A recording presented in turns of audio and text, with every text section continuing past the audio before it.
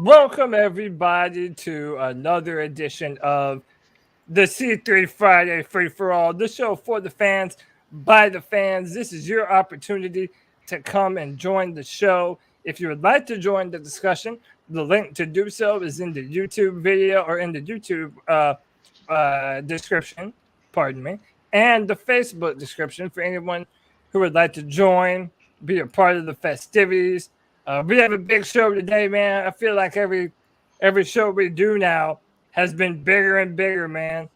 So much to talk about, man. Obviously, Baker Mayfield still hot on the tip of people's tongues, but Jake Delhomme had a comment about the quarterback competition. That's going to be interesting. We'll talk about that. We'll talk about potentially Carlos Dunlap being an option for the Panthers still, and everything in between, man. Whatever the boys want to talk about, that's what this show is all about. You know him and love him. Let's introduce our panel, man. First up, he's wearing orange, and he's not visibly playing video games this week and probably losing. It's my man, Nick Montero. What's up, brother? Listen, Cody, our boy CK can sit here and play video games and kick ass all the time, but the moment I break out my video games, oh no, the end of the world. Gotta kick Nick off the free my balls. I see how it is. Hey, man, I figured you were probably getting pwned, so I would spare you the humiliation of it, man. I don't think that's. I was looking out for Hey, you, bro. Come on. hey, bro, I never lose it when it comes to racing, all right? So, but last week was Uh, crazy. I completely understand, man. I don't hold it against you too much, but just don't do it again. yeah, The, man, the it's all worst part good. It's about all good. gaming, the worst Yeah, part about man. gaming Go ahead, is Ken. when you're gaming and you're getting your ass whooped and you realize you're getting ass whooped by a 6-year-old who's got a filthier mouth than your grandpa. Oh, That's when you turn your game off and you say, I don't need this no more in my life. That is why I don't join the public chats. No way. Heard oh that, man. heard that. But you hear that, man? He's here every single Friday. He's a free for all faithful. The man, Panther Pickle. Kenneth, how are you, brother? Hey, boys, how are you? Let's go. I'm ready for football. I'm ready for a sacking a quarterback, touchdown, interceptions, and no, I ain't ready for Sam Darnold. Fuck that shit. I hear you on that one. That's a bridge too far. Yeah. Sammy Darnold. But yeah, man, it's an interesting conversation. This is going to be the topic all the way up until training camp. So Yeah. everybody better get used to it. Next up, you know him and love him. It's my man Drew. Drew, what's going on, brother? How you doing? What's going on, fellas? How you doing this great Friday night? Hey, something you will hear more and more often. In Baker, we trust. Yeah. What a I round of hear it. applause that was. I I hear it, but I it turns my stomach a little Would you every rather time I say hear it. Sam we trust? Because I sure as hell don't. Uh, yeah, man. I know, and that's what everybody's saying, man. We gotta look at the bright side. I recognize this name from the chat. Michael, first time. What's going on, bro? What's going on, guys? I'm glad to be on this show, so let's hope that we make this worth our while. Yeah, that's right, man. Happy to have you on here. Well, listen, I implore everyone to hit the like button, hit the subscribe, hit the notification bell for every single time the C3 Panthers podcast goes live. Gentlemen, let's just jump right into it. I wanted to play this clip from one Jake Delhomme because he had a very interesting take about the Panthers quarterback situation. Um, and I wonder if he was making a point. Do we agree with this? Let's see what Jake Delhomme has to say. That there's a QB competition. I get why they say it, but Can y'all hear it that? has to be starting week Yeah. one. Yeah. I would think Yeah. doing that. I think the only thing that's working against him, and it's a big task, is this is late, very late week. and not having any familiarity in that. That's a tough task. And so Sam Darnold does have the upper hand for the last few months being introduced to this offense. And not only that, the players. Now, the one thing working in Baker's favor, James Campen, the new offensive line coach, was with him in Cleveland. So some of that language, offensive line language and speak, Baker probably will have some recollection of that. But that's a difficult task, not knowing anyone, not knowing the plays. It's one thing to know the plays, but until you start to know the players and their body language and how they move and how they come in and out of breaks and routes and things of that nature, that's a tall task. And I understand the juicy storyline. Week 1, it's against Cleveland, and everybody's going to want to see that. But he's going to have to battle for this job because, however people might not want to hear this, Sam Darnold does have the upper hand when they go into camp. So Jake Delhomme seems to think that Sam Darnold has the upper hand in a quarterback competition going into camp based on his familiarity with James Campen, but also his familiarity with the Panthers receivers and the Panthers roster. So I think that's at least worth exploring. Who wants to jump in on this first? Yeah, go ahead, Kenneth. Let me quick throw this in. I was listening on Sirius XM radio the other day, and they had Joe Person talking about this very topic. Joe Person said that Sam probably, or they asked him who has the upper hand entering camp. He said, well, obviously Sam does. Sam's been with the team longer. Sam knows a lot of the players and what they do. But he said, you got to remember, he said, Joe didn't talk a lot about Matt Corral because he's a rookie, just starting learning. But he said he would expect Baker to overtake Sam for the first couple weeks into camp, maybe the first preseason game. But that's what the coaches are going to look at. They're going to look at how well they know the playbook and the players, but also how well they handle in-game play. He said, he said that, and then when I hear Jake talk, I understand that quite a bit, I think, because we don't question Sam Darnold's preparation. We don't question Sam Darnold's doesn't mind seeming to spread the ball around. He'll hand it off all day if we're winning. So he's not out for the glory shot.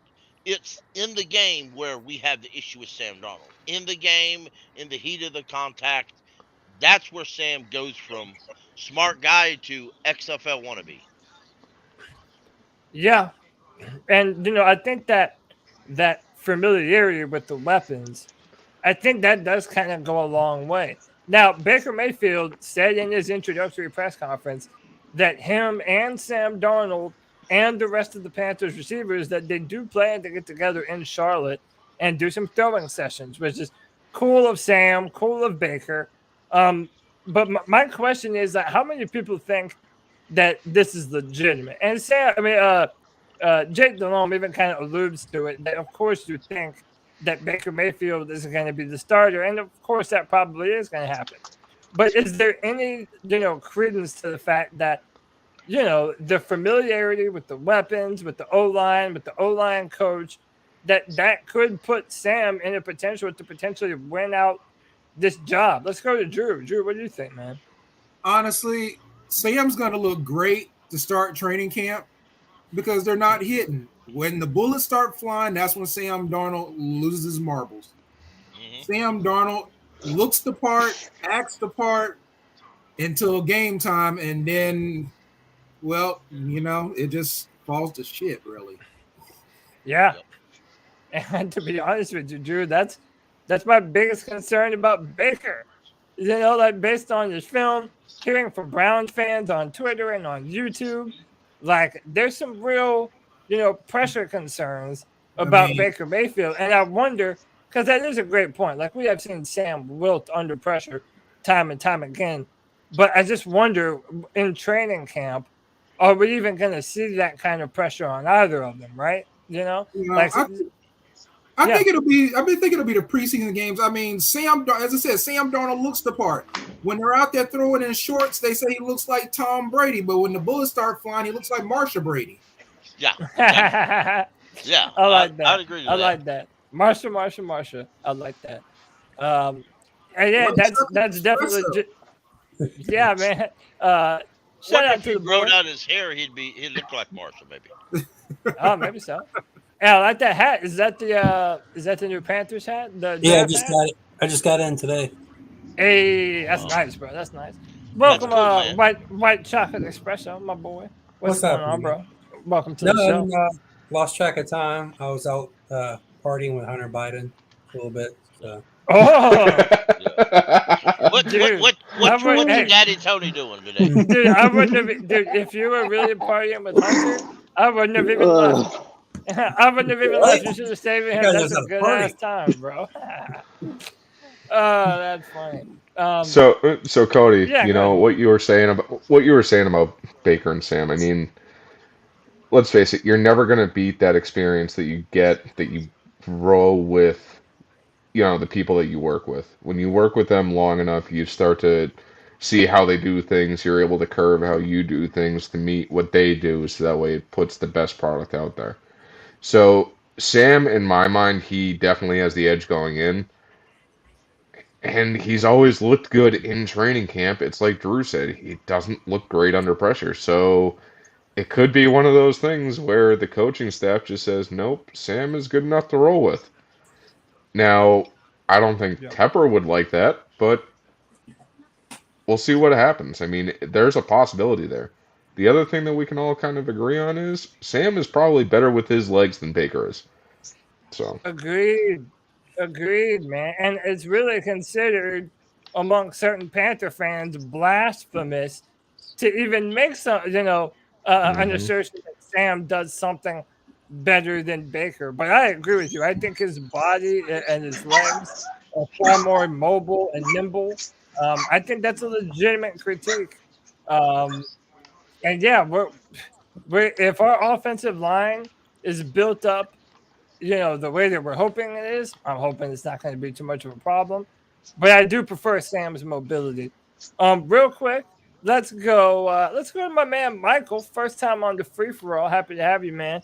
Tell me what you think. Does Sam actually have a chance to win this job in training camp? Okay, I have actually one problem with that. Okay, I've been watching Sam ever since he got here. Okay, and I've been hearing so much crap about him basically being a bust to us. So my opinion is, if he starts, I see us winning 1 or 2 games if he starts. But if we start with Baker, you can probably see us getting like a double-digit win. But that's just my opinion. I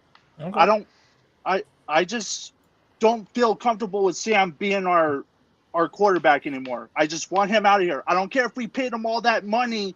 I just want him gone. I don't like that dude. I don't like him. I don't. I hear you, man. You're definitely not alone.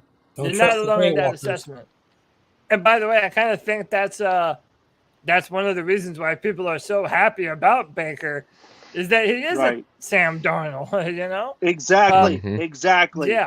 Yeah. Hey, speaking of Baker Mayfield, I gotta add his biggest fan to the stream, dude. It's Anthony. Anthony, what's up, dude? What is up, E3? What's going on? What's up, buddy? Dude, nothing much. Just was door dashing. Thought I'd stop in a little. What y'all talking about? Oh man, dude. So Jake Delhomme put out a clip talking about how he thinks Sam Darnold's familiarity with the weapons, with the offensive line coach, just his experience in general, could put him a little ahead of the curve in terms of a quarterback competition. Oh, well, let me tell you right now. If Sam was the QB, we would not have traded for Baker. There isn't no competition. Exactly. Sam will be gone once he loses the starting job in training. Yep. And Matt Corral's just going to sit behind Baker until Baker sucks or he just learns. It's a win-win situation for Matt Corral and Baker Mayfield. I can't believe that, dude. Go ahead, finish. No, I just thought I think so. Cody, this is actually good for you, but if Baker does well, that actually extends Matt Corral's life period in Carolina. Because think about it. If Baker was to, crap the bed and let's just say we had a top 5 pick, would you bet that the Panthers would draft another quarterback? I mean, honestly, yeah.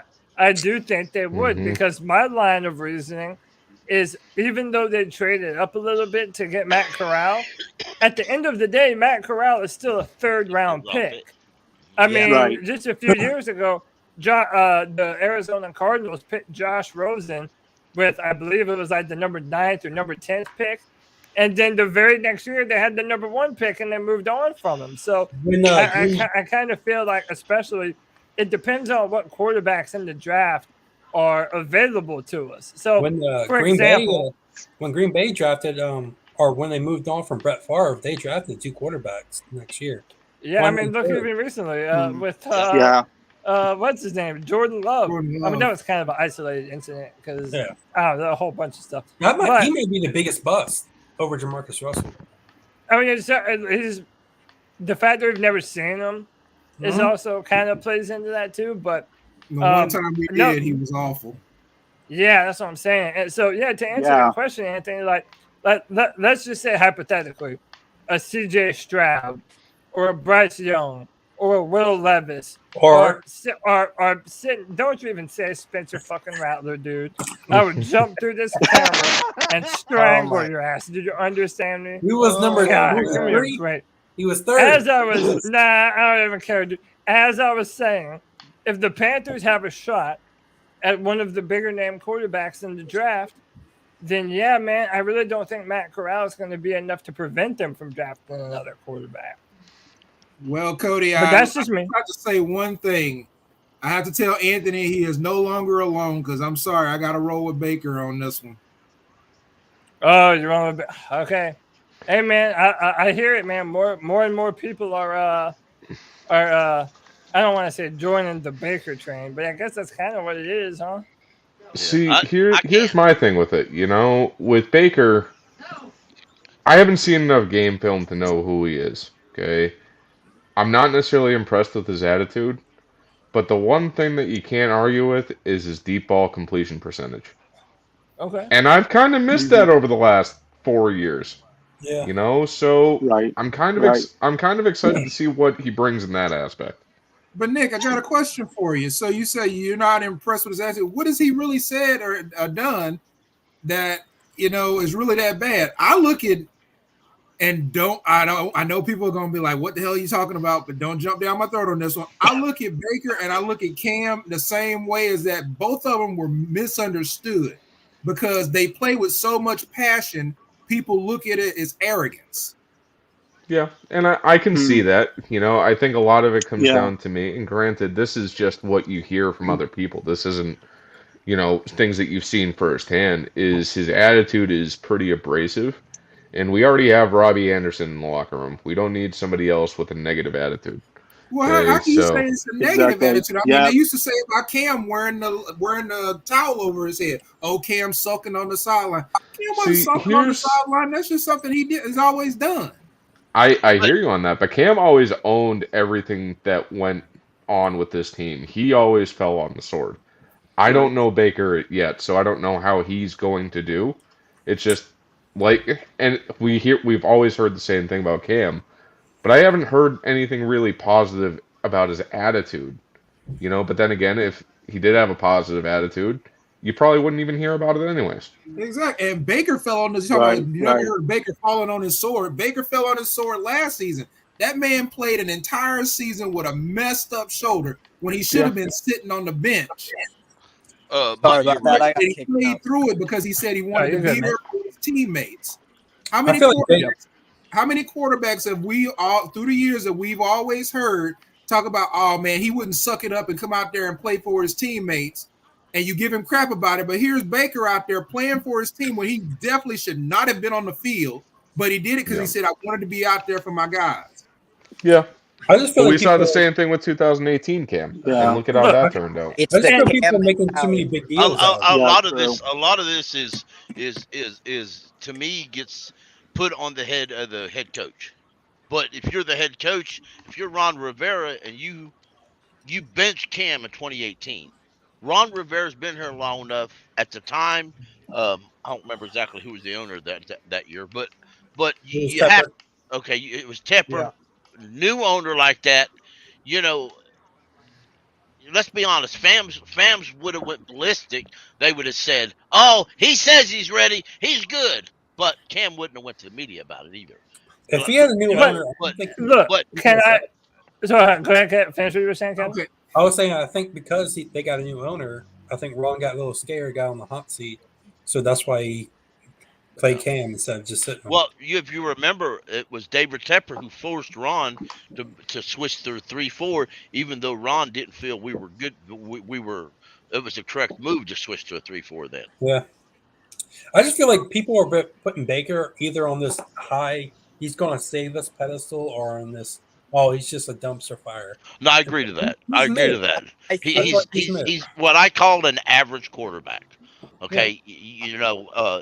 You got elite quarterbacks. You got good quarterbacks. You got quarterbacks that you can almost see them turning into an elite quarterback.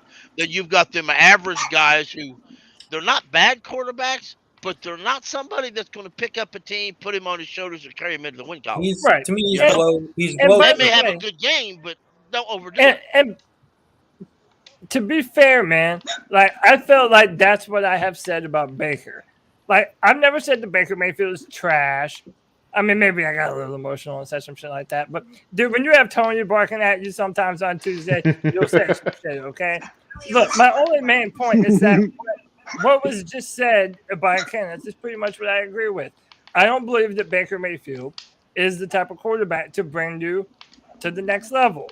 I wanted to mention two things, but first let me add some regulars to the show. Jay Stubbs, what it is, big bro? What it do, baby? What up? What's happening? How you doing, brother? Man, I'm just so happy we had Baker Mayfield. God is yeah, this boy. fucking guy. Me too, brother. We're baking out here, baby. Me We're too. baking out here. Psych. and hey, man, you know this, man. It's Twan the Don. Twan, what's going on, bro? What's going on, fellas? Happy Friday. It's my birthday eve. I'm celebrating my birthday. Oh, shit. How old you turning, brother? How old you turning? 40 guys. Hey, 4 strong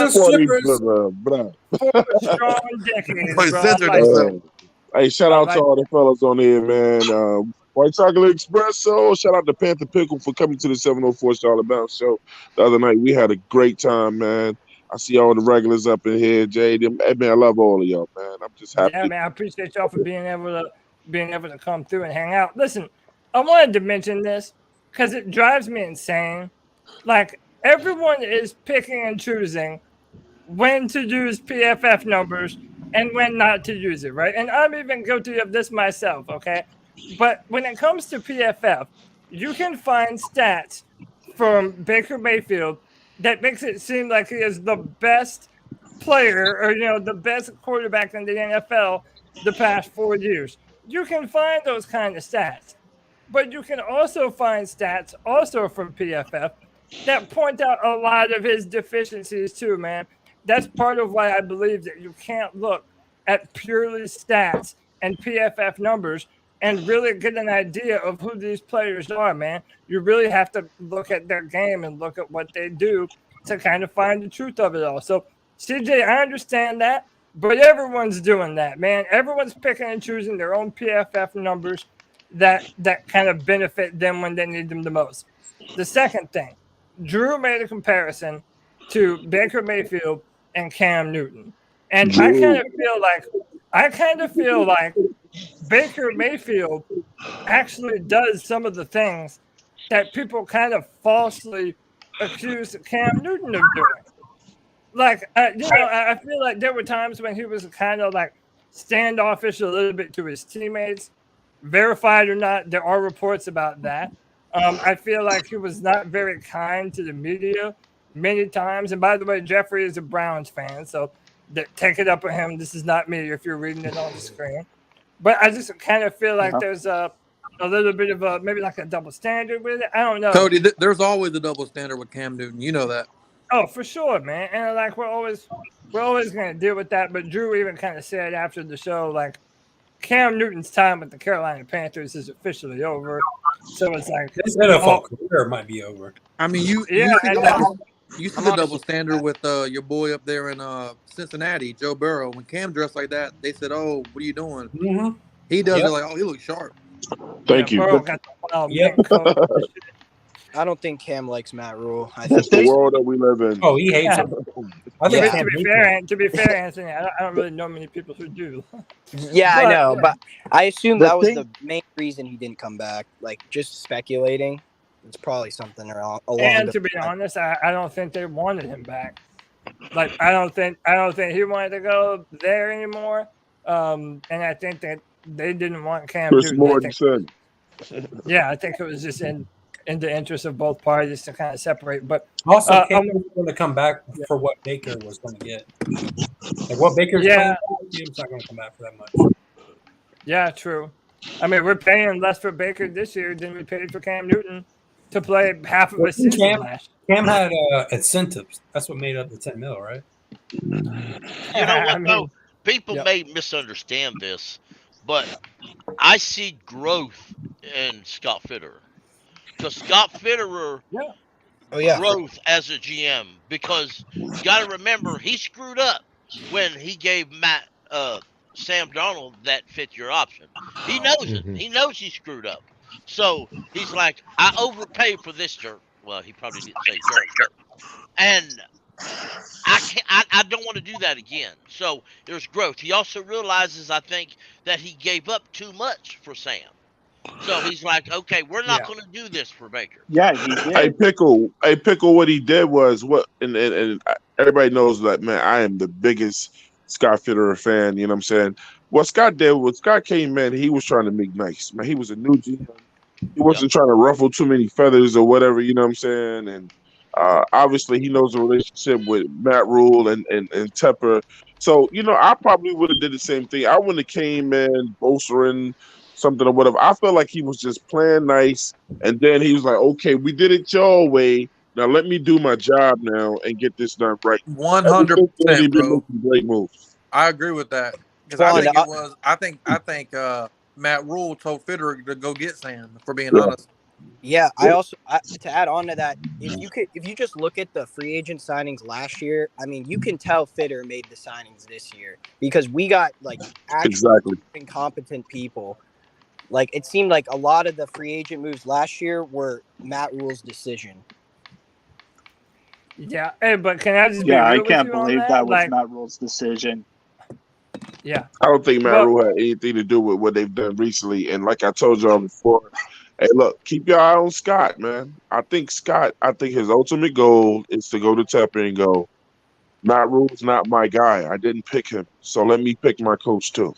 and you know why? I agree with you, Twan.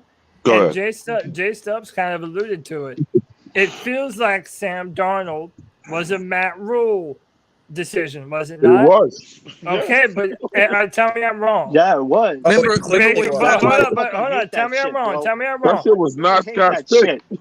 shit. Baker Mayfield is also a Matt Rule decision, is it not? I think No, so. it- Trying to save his job. It is. That's what I'm okay. Yeah, So he's I trying to think save his if job. you're that's why I agree with you, Twan. If Scott Fitterer goes to David Tepper next year, he's going to be able to say, "Look, I did my best to build this team 2 years in a row, and both of those years, the quarterback decision was made by the head coach, and we have floundered because of it." So I think that there's some credit to that. But that's part of the reason why I don't like the Baker trade, because it feels like it was done to, like a desperate attempt to save the job of a lame duck head coach who is in desperate need of a winning season. And while there might be some justification to it, to me, all roads lead back to the same destination, right? So that's part of the reason I just don't trust this. I don't trust it at all because it has Matt Rule written all over it. The thing is, though, Cody, is that I mean, I don't hate it because I mean we don't really take a real fall from this if it goes bad. You know, I mean, we only got Baker for a year. for nothing, Our right? backup Right. quarterback is learning like he should be. who's going to eventually be the head quarterback, which is Corral. Which I mean, I'd rather he sit out. I believe in Corral. I believe we could go on forward with who we pick. I think Corral was a Fitterer pick. I believe it. I mean, we traded up to get him, Yes. and I just think if it goes bad this year, then bye Sam Darnold, bye Matt Rule, and bye Baker. A triple threat. All three of them are done, and then we can move forward. And then it's going to be all Scott and his regime, and how it's going to go from there. And Scott, I trust. I hate it because we basically gave up 7 picks for this quarterback room. I hope you guys are right, but I'm not ready to go out there and say that Matt Rule's going to get fired, even if he has a poor year. That's because I've been hoping that since they hired the dummy, and he ain't been gone yet. No, he got to go. So no, this is only year 3 of a 7-year contract. They've So been making if a he big fires deal him this year, Tepper still has to pay him for 4 years. They've been making a big deal of that 3rd year, though. So when is Tepper going to learn to just cut your losses, man, and then try to get back to winning? He's a hedge fund guy. He know all about cutting losses. I don't think he is. He ain't learned it yet. Yeah, he learned it from Rock Hill. Yeah, man, just pay him, and then let's go. All right, hey, hang on real quick. And by the way, before and plus, man, hold on one second, Twan. I'm going to add some more people to the room. I did want to mention, though, that as more and more people come into the room, try and be cognizant of who's talking and let one person go at a time. And then I'll try and do my best to kind of move the conversation around to make sure that everybody's getting heard, everybody's being able to speak their part. Real quick, let me add some people to the show. My man, JD, what's going on, brother? Dude, what's good? Can y'all hear me? Yeah, man, loud and clear, brother. What's up? Yeah, man. Had an opportunity to hop in on the chat, see what you guys talking about, throw out my opinion from time to time. Yeah, man, I like that. And last but not least, this man was trying to join the Friday show last Friday, but we had so many people on, man, it was hard to get anyone in here. So I told him I definitely got him this week. It's my man, C-Dog. C-Dog, what's going on with you, bro? Oh, what's up, boys, tonight? Hey, man, chilling. We're talking some Panthers, man. Let me get y'all in on this conversation right quick. Let me go to JD. JD, I mean, anything that we talked about up until this point, man. I mean, Jake Delhomme saying that Sam might be ahead of the curve. Is Baker Mayfield a Matt Rule pick? Just tell me what you think, man. I felt like it was real quick. Excuse me, hey, Cody.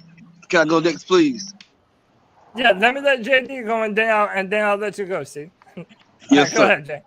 Yep. Yeah, I kind of felt like it was a foregone conclusion. Like Sam's had the playbook for much longer than Baker's had it. So I wouldn't expect Baker to take over the starting position until maybe week 2, the second preseason game, because I keep forgetting people's name, but it was mentioned earlier.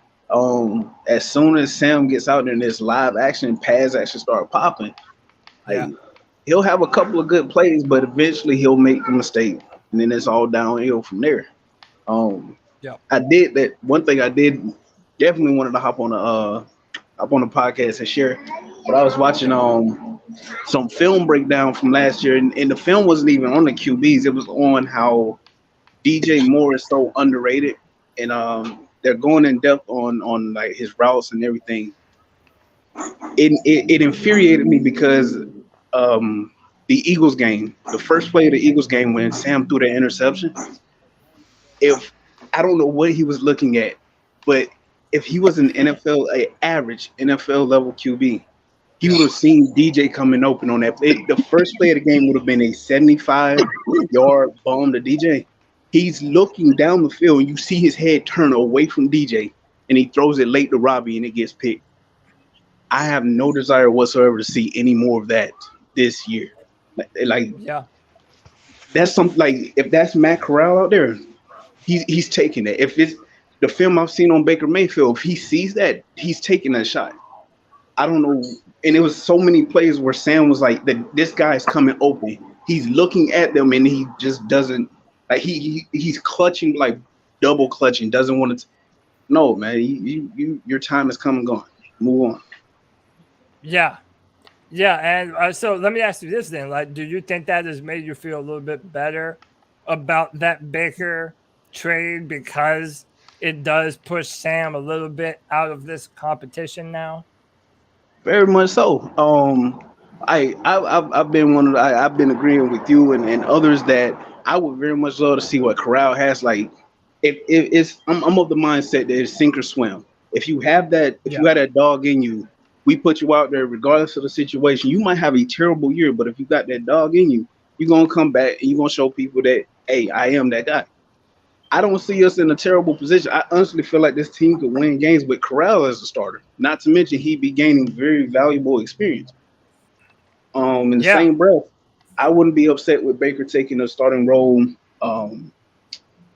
Matt sits for a year, learns, and then he takes over, and that's that. The offensive line is improved, and that's another reason why I'm against Sam being the starter. Sam's thrown most of his interceptions, like that New England game's a great example. There were moments in the pocket, like he had no pressure on him. He's throwing passes late, not seeing the field. I don't know what was going on, but clean pockets, no pressure, and he's just anything has to be better than that. And to that, because I know there's some Brown fans in the chat that would attest to. Because I was watching some of Baker's film. The 2021 season, almost all of Baker's interceptions were similar to Cam's. Actually, he's throwing the ball and it's arcing over the receivers. The one thing I did notice, and it had to have played a part, the injury to his shoulder, and he had a foot injury. In Baker's rookie season, he has when he's throwing, he has a very solid base. I was watching like the way his throwing motion compared to other quarterbacks like Aaron Rodgers and stuff.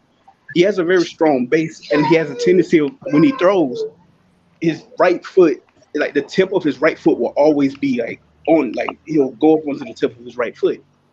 In the 2021 season, anytime he would throw, it seemed like he was throwing off his back foot. So he has this twisting motion with his right leg, and his weight is on his right leg, and so the ball sailing wide left, wide right, it's arcing up. And that's where most of his interceptions will come from. So I honestly, I much prefer to put those on his injuries as opposed to he regressed to a point in which he was just off, like just throwing shit all over the place. Yeah. No, I mean, I hear you. So I have some thoughts on Baker's throwing mechanics, but I'm going to push that off and let some other people get in here. See, dog. Hey, whoever has the dog in the background, mute your microphone for me, please. Let me let me go to C dog. And by the way, to the people that are hanging out in the background, I see y'all. I gotta filter people out once I get 10 people. We got 10 people in the room right now, so I'm gonna let the current panel get some stuff in, and then I'll filter a few people out to get some more people in. But C dog, it's your turn, man. Let me hear what you got for the show, man. Tell me what you think, bro. I'm telling y'all right now, it's about to be another lame duck season. You know, I don't know why. Like I was saying when I called in the other night, you know, on a Tuesday night, man. I don't know see why everybody is excited. You know, this is he's a mediocre quarterback at best. You know, he's not even 20 or top 15 quarterback. You know, I mean, what is it to be excited about? You know, he's not going to come in here and start. He's probably going to start like game 3 or 4, something like that. He's not going to be starting the first. I mean, I don't know, man. I mean, hey, man, he's not Sam Darnold. That's what I've been hearing, man. He's not Sam Darnold. So how is he not? They're both the same to me. How are they not? Tell me that something Baker. Tell me about Baker Mayfield that you can't tell me about Sam Darnold. I've been saying the same thing, C-Dog, and everybody gives me all the shit in the world every time I say it. Like Baker to me, Mayfield. they have they have the same traits. They have the same flaws. I think the only reason why people talk better about Baker is because he didn't play behind the same bad offensive lines that Sam Darnold did. But I can't prove that shit. So. See, Cody, I mean, it goes back to what I was saying.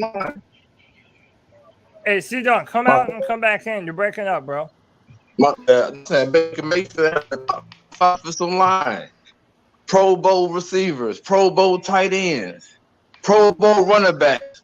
They are Pro Bowl everything. Michael would say he had Pro Bowl everything around them. Corners still didn't do nothing. Can I ask something? So Kenneth, let me go to Nick, and then I'll go to you. Okay. So I get everybody in here. Go ahead, Nick. So it goes back to what I was saying before. When you look at Baker Mayfield's stats, he is one of the better quarterbacks as far as deep ball completion percentage, and we have been shy of that for many, many years at this point now. You know, how many deep plays did we have last year? So tell me this: so have we been losing games because of deep balls, or have we been losing games because we can't stop the run? We've been losing games for both reasons, not just one. Yeah, I said definitely both of those play a big time part. But I mean, I hear you though. It is both of them, you know. But and everybody says that one of Baker's attributes is that he is a better deep ball thrower. So let me put the rest. He had all those weapons in Cleveland, though. He had all that in Cleveland. Yeah. Hold on. One last thing. I told Kenneth we'll go to him, and then I'll go to Twan after, and then I'm gonna rotate some people. Kenneth, let me know what you're thinking, man. Yeah. What I have issues with when people talk about the great Cleveland Brown team is. Okay, and I'll say, okay, he had all these weapons. He had all this offensive line. He had all the tight ends. He had running backs. Last year, the dude played with a bad shoulder on his non-throwing arm and a brace and a bad ankle. Football. That's fucking football. Can I finish? Hold on, let him finish. Now, since he had all this talent around him, why did they still expect this average quarterback? And that's all he is. He's not an elite quarterback. He's not a Pro Bowl quarterback. He's an average quarterback. Why do they expect this average quarterback to pick up all these Pro Bowl athletes and all these running backs and this award-winning head coach of the year thing? Why did they expect this average quarterback to pick this Browns team on his crippled shoulders and carry them off into the playoffs? You would think, since they had 2 Pro Bowl wide receivers, Pro Bowl tight ends, Pro Bowl offensive line, award-winning head coach, if they had all these other people around him that was so much better, they would actually help that average quarterback get a little bit farther. But they didn't. Instead, OBJ, as he does, cried to Daddy, and Daddy writes a letter, and he makes won a the Super video, Bowl, and he cried a little bit. Yeah, he won a Super Bowl, and he bitched every day after it. OBJ is an overrated bum. So is Baker Mayfield. Yes, so, he may be, but I just want to say blame this. everybody else for his issues. Look, I just want to say this. It's been a very cool, calm, and collected show, right? G-Baby is in the background going off. I already see him right now. He wants so bad to come in. I was going to tell him, G, don't blow out the speakers today. But if it's going to get passionate, I'm going to let y'all get passionate. So, if that's, like, I like the passion, man. I'm here for it. I think that, like, to a lot of people, like myself, this represents the same kind of thing that we've done over and over. And that's why I really don't like this. I'm not, I feel like the past 2 years, I have chosen to look at the glass half full. And now I'm being asked to do it for a 3rd year in a row under similar circumstances. And I'm just like, bro, what are we doing, man? It's like the same shit over and over. I don't know, man. I'm not really trusting it. So here's what I'm gonna do. I'm gonna go to Twan because I know Twan has something to say, and then I'm gonna filter some people in and out. So go ahead, Twan, talk to him. All right, look, man, I'm gonna go ahead and put this Baker Mayfield and Sam Darnold shit to rest because I'm getting tired of it, and I think some people are just fucking talking. I agree with mostly what Pickle just said. You know what I'm saying? Besides the OBJ part, but everything else I agree with him. All right, so if we're gonna keep right on comparing these two quarterbacks, tell me the last time Sam Darnold did any fucking thing that got him some recognition. Tell me. I'll wait. Tell me the last time he had a winning season in anything. I'll wait. Tell me the last time he got an award. I'll wait. The playoffs. I'll wait. A bowl game in college. I'll wait. He had the most rushing touchdowns in 4 weeks, something like that. This past year. Just saying, like. We're digging deep now, boys. And if that is the only thing that you can say about your fucking self, then that's sad as an NFL quarterback. In the meanwhile, man, if you have to compare Sam Darnold to Baker Mayfield to big him up, that's saying a lot about Baker Mayfield too. I don't want to go over Baker Mayfield's accolades because we know what they are. But look, we're not going to just keep skimming over, and I don't even like Baker Mayfield off the field. But if we're going to have an honest conversation, you cannot keep skimming over the man's injury last year, bro. You can't do that. It was the same thing with Cam Newton. Everybody wanted Cam to do acts of God when he was hurt. You can't do it. Yeah. You cannot keep on overlooking that. And to add to it, it wasn't just the injury to Baker. Like the OBJ and Landry, they missed time with injury. Offensive linemen missed time with injury. So like their entire team was injured. Nobody wants to put anything on Stefanski. As a head coach, you got to figure it out when stuff like that happens. Stefanski it wasn't just Baker's fault. Stefanski ran Diggs out of the away from the Vikings with that same offensive scheme. So could we please stop comparing Baker to Sam Darnold? Sam Darnold has done nothing in college, the pros. I don't even know what he did in high school. Baker actually had his best year when OBJ was hurt. Thank you. All right, so we played 7 games. I'm getting ready to filter in and out some people, but before I do, I want to go to Michael. Michael, I definitely appreciate you being on the show here today, man. Before I cycle some other people in, I wanted to ask you, do you think Baker's going to be able to stay healthy this entire year this year? Like he's had some problems with injuries, and so have Sam. To be honest. But do you think that Baker, especially dealing with all the injuries, Michael, do you think Baker is going to be able to stand up to a full NFL season without getting hurt? Well, I've been saying this on Twitter too, because people's been saying it like if he's going to stay healthy and whatnot. My option is this. Get him a good offensive line starting. Get him a healthy running back. Get him all the pieces he needs around him. And then guess what? He will be healthy this season. I guarantee you that. I've been saying that all week long. He needs an offensive line that's going to help him, protect him, and lead him into the right direction that we've been seeing from him in Cleveland. Well, somewhat of it. Yeah. Hey, man, I hear you, dude. I hear you, man. I appreciate the energy. Michael, I hope to see you again on another Friday, man. If you want to stay in the background, I can filter you in a little bit. But I'm going to get some people in here, man. I appreciate you being on, jumping on the show today, man. Okay, I appreciate being on here, too. I have to go and charge my iPad, dude. I appreciate you, man. Yeah, I'll see you next Friday, bro. Okay. All right, later, man. Yeah, I appreciate you. All right, y'all, that was Michael. Shout out to Michael for joining the show. Let me add 2 more people on here. You know them and love them. I'm going to introduce both of them at the same time. We have our analytical guest, always comes bringing the true facts and information. Brad, what's going on with you, bro? Oh, man. I don't know what y'all are smoking out in North Carolina, but it must be some seriously good shit. That's all I'm saying. North Carolina. Hey, that NC herb, baby. You know, that never does you wrong.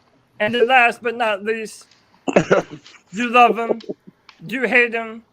It doesn't matter what you think about him. You have to respect that this man loves his Carolina Panthers. G baby, what's up, G? Hey man, there's a reason why I'm wearing Smitty today, man. There's a reason why I'm wearing motherfucking Steve motherfucking Smith, man. That's all I gotta fucking say.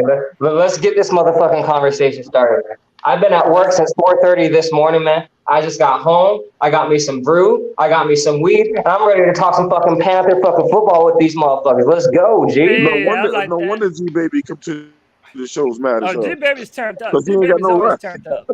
G Baby knows what to do, man. He knows how to chill and have a good He ain't time. got no fucking rest. Hey man, so look, I'm gonna let me get Brad and G in on this conversation. I'm gonna go to Brad first. Brad, Jake Delhomme was basically saying Baker or Sam Darnold rather, because of his familiarity with the coaches, with the offense, with the receiving core, that basically he might be a little bit ahead of Baker Mayfield coming into camp. What do you make of that? Is that just that's Pickle's best friend, bro, saying that shit. Jake Delhomme, hold on, bro. Let me get Brad at the top, man. Let me let Brad go first, and I'll let you talk this shit. And by the way, man, don't start no fights with other people, man. Keep that shit simple. I'll let everybody say whatever the hell they want to. Go ahead, Brad. Tell me what you think. DJ's not a real quarterback. Here's the thing: like, if it's Baker Mayfield's job to lose at this point. If honestly, if they thought Sam Darnold, that Baker wasn't an upgrade over Sam Darnold, they wouldn't have made the trade. Now that being said, like, if I see one more post on Twitter saying that they're a baseline 10 to 12 win team, I'm gonna lose my shit. Like, let's be realistic here. I mean, You're ready to lose your shit. I'm not saying, yeah, I'm gonna. Okay, let's have that conversation then. They're not a base. Baker Mayfield. So when we win 10 wins, then you'll have a reason to lose your shit. Guys, let's not talk over each other, okay? Yeah, People let's try let to everybody listen to go this. one at a time, so that way people. We're uploading these on audio podcasts now, and Drew basically let me know that it's a tough listen. It's a tough listen when everybody's talking over each other. So I'm gonna do my best to kind of moderate and keep everybody on track. But Brad, go ahead, man. There's still roster deficiencies here. Baker Mayfield isn't going to play middle linebacker. He's not going to play defensive end, right? We still have roster deficiencies that are kind of big deals. I mean, a middle linebacker might be okay if depending on which Corey Littleton we're getting, right? That might be he might be serviceable there. We still don't have a defensive end opposite of Brian Burns. And Brian Burns, his run blocking or run stopping grade is not fantastic. Let's just be realistic here. I mean, Baker Mayfield I don't want to say solves the position because it's a 1-year rental really at the end of the day. My worst fear, honestly, with this whole scenario is that they do win 10 wins and then they sign him to a long-term extension. That scares me a lot. Same. I have said the same thing. That's my biggest fear. That we see just enough to warrant a contract that saves him and Matt Rule.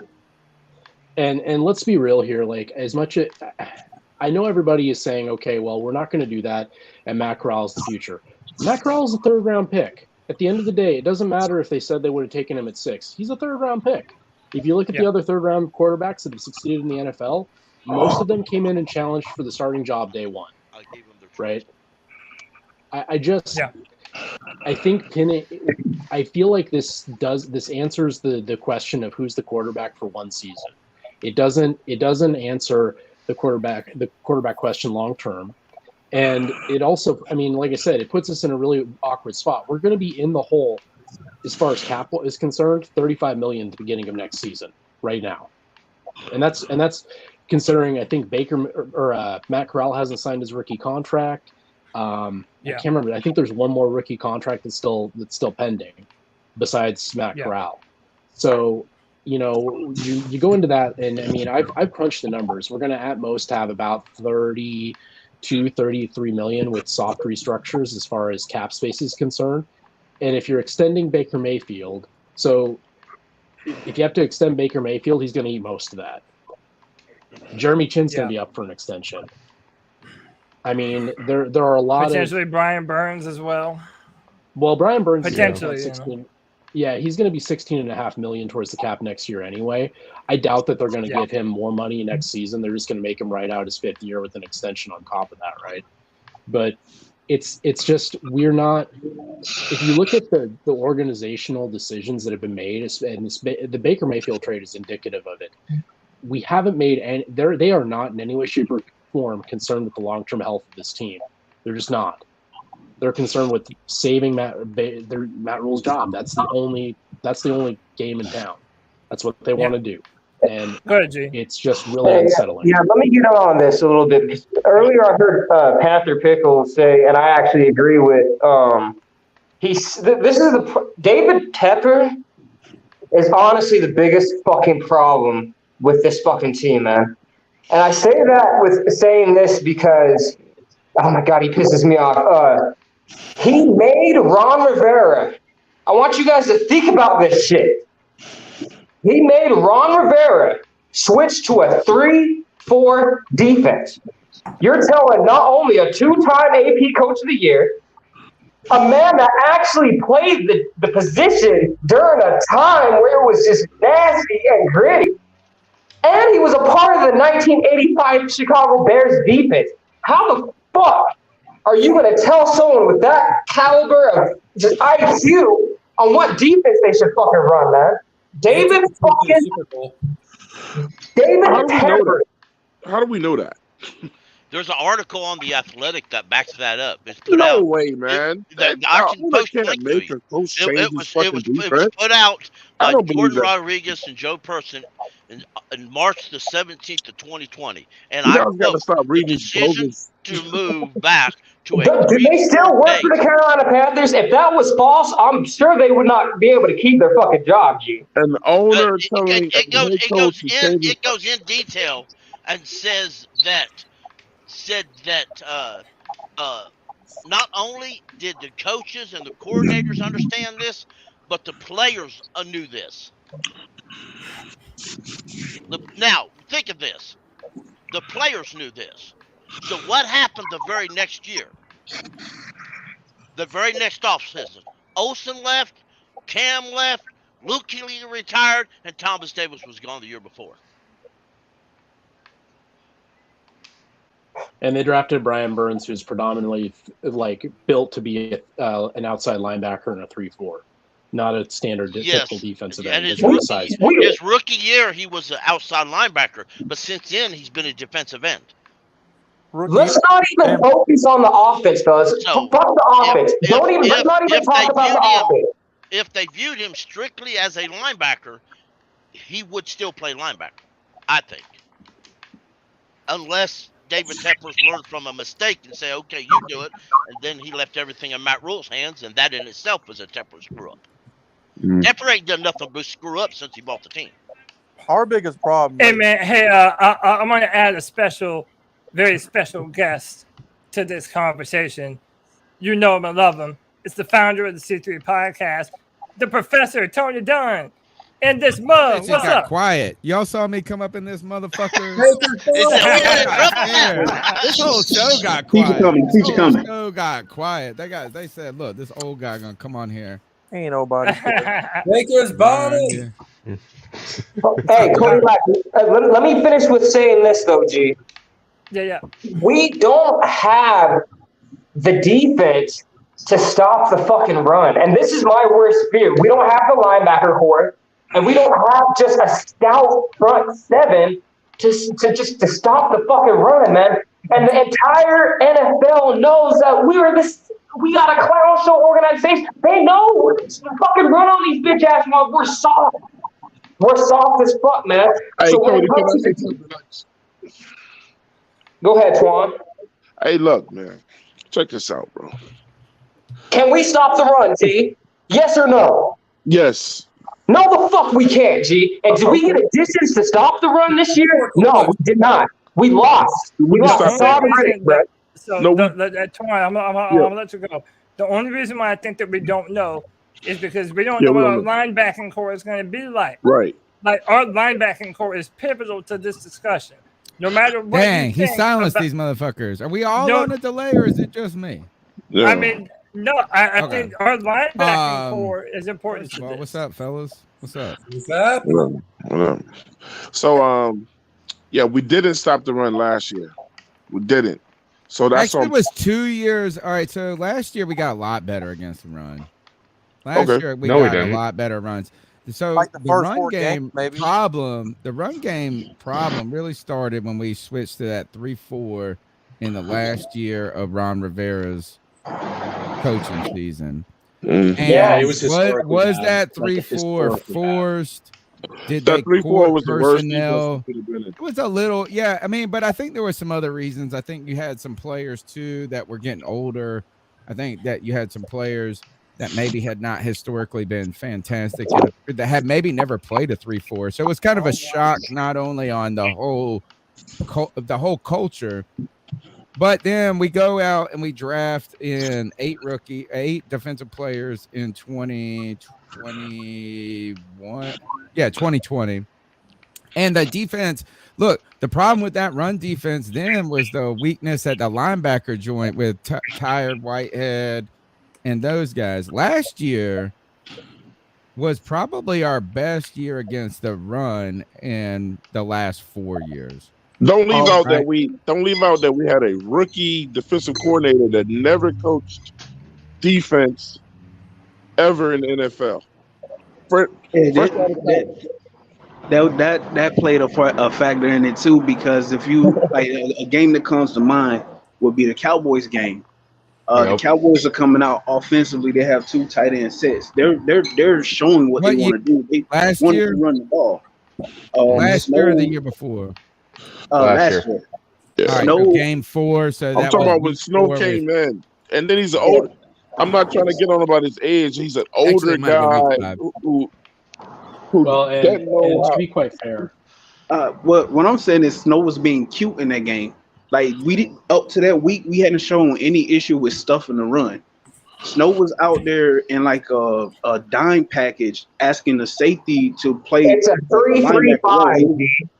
Yeah. In fairness though, on that. All right. So one, they have 2 ballin' ass receivers in CD Lamb and Amari Cooper. So they really represent Dak, and they really represent a giant pass threat. They're tight end too. Tight end. Yeah, and then but what Dallas did is they just straight up said we're gonna bludgeon you, bro. With 2-3 tight ends, bro. Running backs at us, and it was almost. I think it exposed that week that Brian Burns and Hassan Reddick together. Individually, they may be great, but together, they don't have enough bulk. Yep. They're light in the ass. And when you got to just man up, hat on hat, the 3-4 don't work. We have no hog mollies. We need 2 defensive tackles and 2 D ends, fellas. Think about this. Hold on. Twan said, oh, David Tepper didn't make Ron switch to a 3-4. Ron was doing the 4-3 deepest his entire tenure at fucking Carolina. The year fucking David Tepper came in is the year fucking he switched to the 3-4, bro. So, G, let me verify that for you, bro. So this is the Athletic article. Well, yeah, because we had weird personnel. People were getting older. We went out and got, Gerald McCoy. We got old quick. You know, Gerald McCoy could have played a 2 D tackle set. Gerald McCoy was done. He was done. Can you hear me? We thought we were going to run KK that year. The year we went to a 3-4, I think we were going to try to put KK, McCoy, and the big Love. Yeah, Love, he's right. Try to 3 them up. And you know what? It might have worked in their prime, but it was just a little. Hey, y'all, Tony, if he can hear me, because I don't think he can. Can you hear me, Tony? I don't know. Is that this? Is hey, my Tony. Tony. Can you hear Cody? Or something?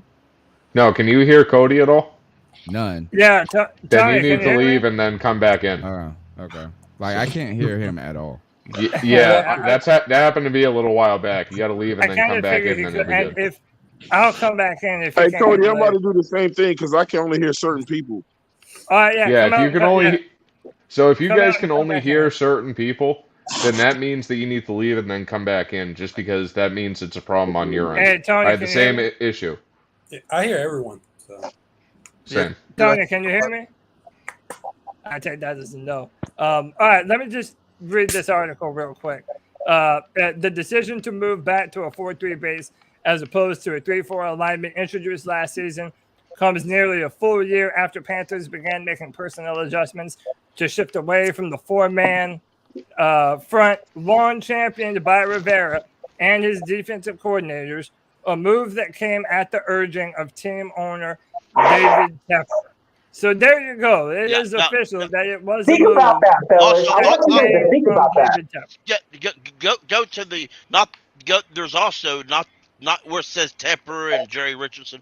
The last one says perceptions that coaches were unhappy with and not in control of the change even leaked into the locker room and was known amongst the players. Oh, that's crazy to me, bro. That's fucking crazy to me. But That's baby, crazy. is it crazy though? Like, does it surprise Hey, you? yo, I'm gonna put Tony in, and then I'm gonna jump out for just a second. I can hear you. Okay. Oh, you can hear me? Finally. Oh my All god. right, you can hear me. Sorry, I must have blown this show up. My bad. Because when I came on, nobody was talking, and obviously you were talking. I was like, oh, well, let me say I some thought that shit, it was motherfucker. weird. Yeah, I thought that it was weird. Yeah, but no, you're good. My All right, bad. as long Good God. as long as everybody can hear, we can just blame Tony for the technical issues as usual. It's okay.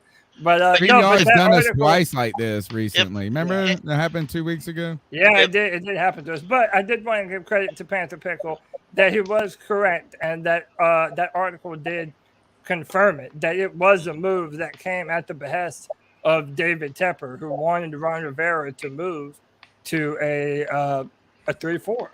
Someone that's probably never fucking played football in their lives. I just don't understand how you can tell someone that's a Pro Bowl linebacker that was on the best defense ever in the history of the NFL, won a Super Bowl, was a 2-time AP Coach of the Year, to switch his own fucking defense, and he coaches that side of the fucking ball, man. That shit pisses me off, bro. In my opinion, I don't think we got rid of Ron Rivera way too fucking soon, bro. I don't know about that. No, it's bullshit, no. We got rid of Ron Rivera way too soon. Calm down, sir, please. I do revisionist think that he history, made a man. mistake. He Y'all made a remember- mistake in the coaching hire, but I'm not down to say that I missed Ron Rivera yet. Go ahead. G-Baby saying that because we got a worse coach. Yeah, you're right. Yeah. Y'all remember Applewhite? It's fair. Y'all remember that linebacker Applewhite that we had early in Ron's year, who played defensive end and linebacker? Okay, I think his name was Applewhite. He was what Ron wanted to do that they did with Riddick. It was new and nobody. You either run a strict 3-4 or a 4-3. Now everybody's running this combo stuff. All right, what's our question though? What is our real question? Why are we lost the talking about the 3-4 defense in We lost the 2019? Good God. God. The original statement is The last time we were able to stop the run. Yeah. Well, The last time. I would say last year. Last year we were pretty good against the run. No, we weren't. Okay. We were terrible last year. No, we were absolutely not. okay. Was That that was bad? So actually, to plug another podcast, PMP did a good video on this because a lot of people have been ragging on Derek Brown about how bad our run defense was last year. It wasn't Derek Brown. It wasn't the interior. It was the exterior runs. We couldn't set the edge with crap. Yes. Yeah. It was. If people are sleeping, I learned my lesson with Star Latulele, bro. I learned my lesson is that we can argue if a D tackle should be taken in the top 10 or not. I think that's a legitimate debate, but it is better to have a defensive tackle that can stop the run than not have one. You know what I'm saying? So like, Yeah, Derek Brown is not the problem. Right. To this Right. defense. Actually, I get mad that Matt Rule tried to call him out. Like, I won't say get mad. I want to just know did Derek Brown last year deserve this public shaming for you know what I mean? It was clear. He's like, he started 20 games in a row, and then they're like, oh, he's not going to start, but then we're going to put him. It might as well have been when they made Cam. You remember when Cam Newton, we went to Seattle and he didn't wear the tie? Yeah, they sat and him Ron the first Rivera play. made him sit, and then Yeah, Derek that Anderson was threw a dumb. pick Dumbest six. shit ever. Well, Yeah, Derek Anderson pick six. The So I made the argument that Well, hold on. Let's go. No, we'll let Tony finish, and then we'll go to JD. Yeah, and I'll finish and then I'm gonna mute. It felt last year when they sat Derek Brown like a spanking, like a smack on the hand. Like it almost felt like Matt Rule was just big time in the mug. And I'm not saying that I want to just know more about it because look, Derek Brown ain't missed a game in 2 years. And then you sit him out for you just don't make him the starter, and then you put him right back in, and then for the rest of the season, my man plays all the snaps or whatever, and they're like, oh, well, he learned his lesson. I felt like that was Matt Rule big time in Derek Brown. I just want to know if it was worth it or not, and I don't trust Matt Rule enough to say I have an opinion. Well, if I can say what Derek Brown said in the presser after the season or right before, I thought it was OTAs or training camp, made a lot of sense. He said he actually lost weight and that last year he wasn't in his best shape but he said this year he's more focused and he's more dedicated and he's out to prove something this year. I think that says a lot that Derek Brown admits that some of it last year was on him, which is good teaching, but I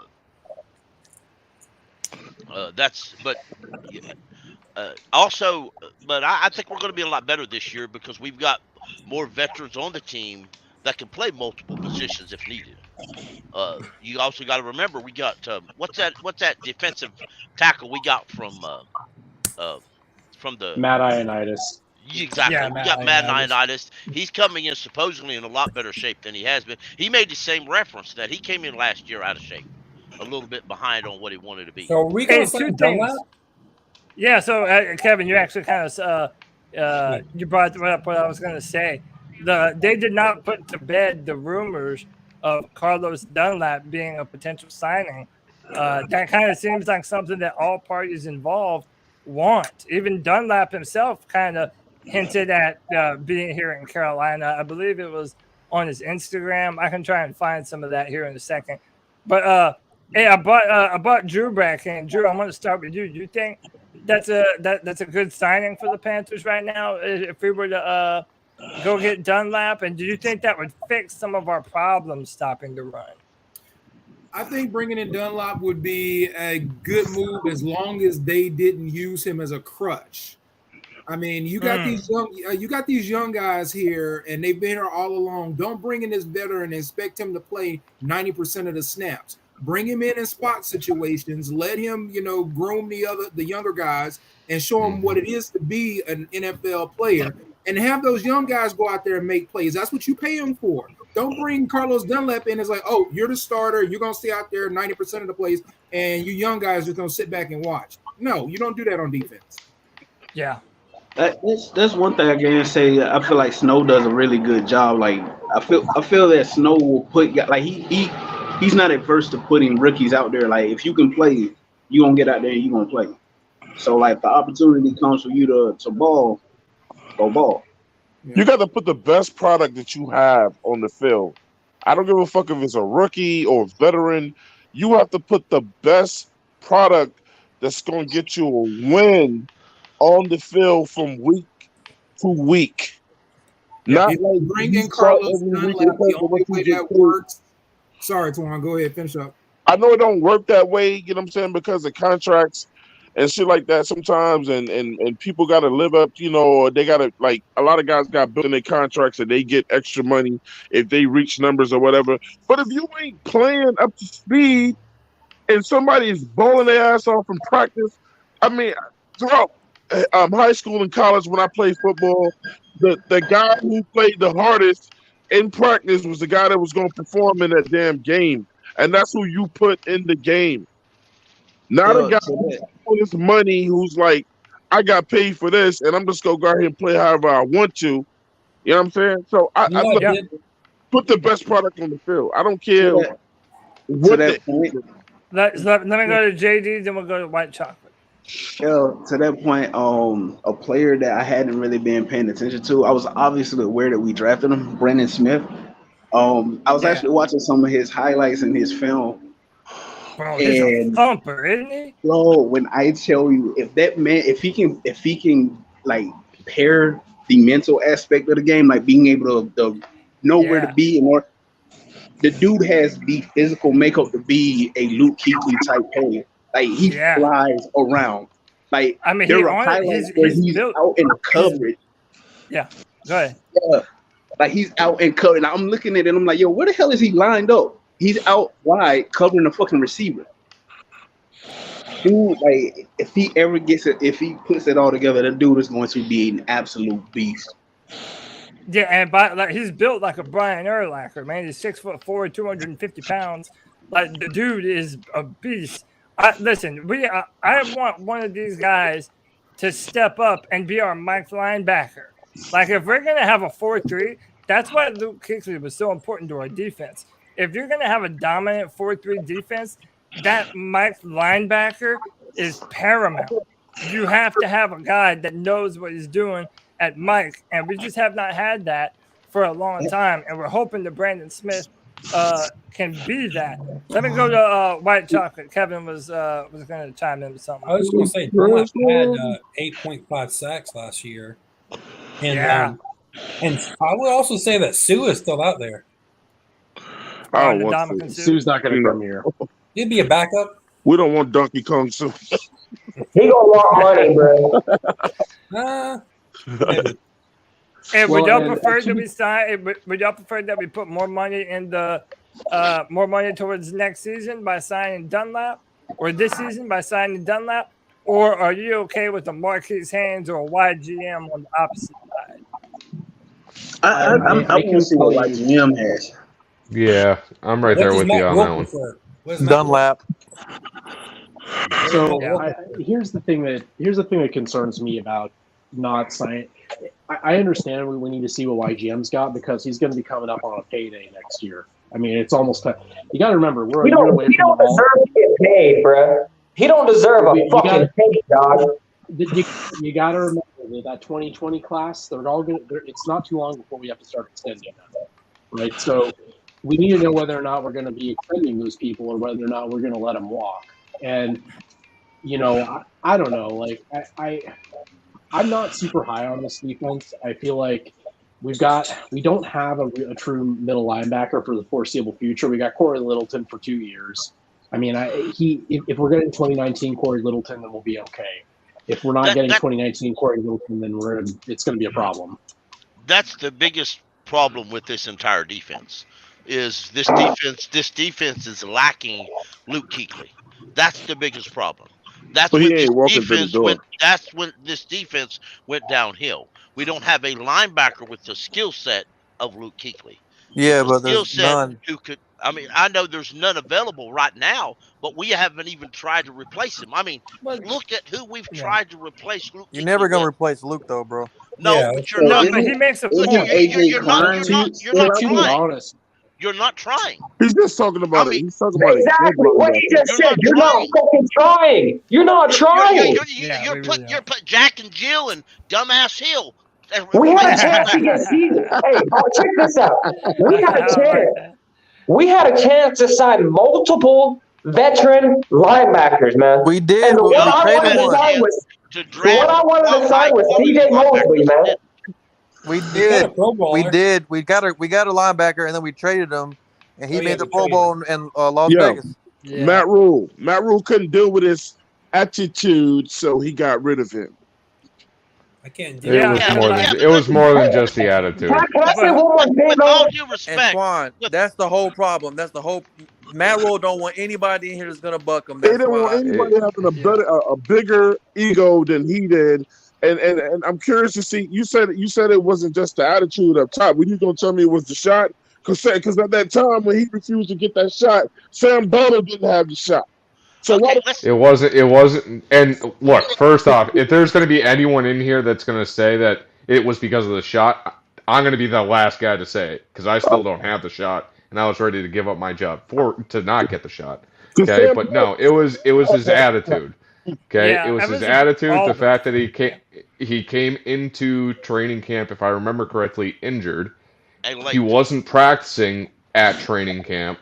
You know, it was a magnitude of things. And on top of that, he got a speeding ticket on the way to training camp, bragged about it, and then was wearing his helmet as soon as he got out of the car. Yeah. And then he It's got a- mad. it's a hindsight He got 2020 upset kind of thing. when the linebacker that had been through his whole training camp, they told him he would start instead of him for right now. And he gets mad about it. But Man, also, hold but on, part y'all. of being a Wait, coach, wait, And also and then he remember, would have made the Pro Bowl. Perriman is 29 years old.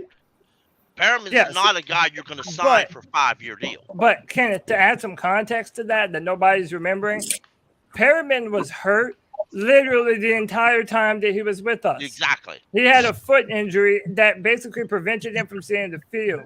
So, and listen, you know that I don't ever defend these coaches, but I think it's fair in that sense to say hindsight is 2020.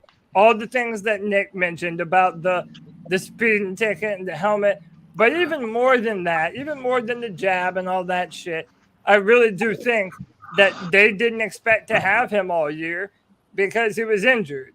So that kind of plays a point to me. But I do think that Kenneth was 100% correct. The Panthers have not done anything to really try and replace that Mike linebacker position. You're never going to replace Luke, but you don't have to either. You have to get someone really serviceable at that position if you're going to run a 4-3 defense, and we flat out have not done that. So that's a great point. They're taking the same approach with the middle linebacker position as the last regime took with getting Cam an offensive line. They don't see it as a priority.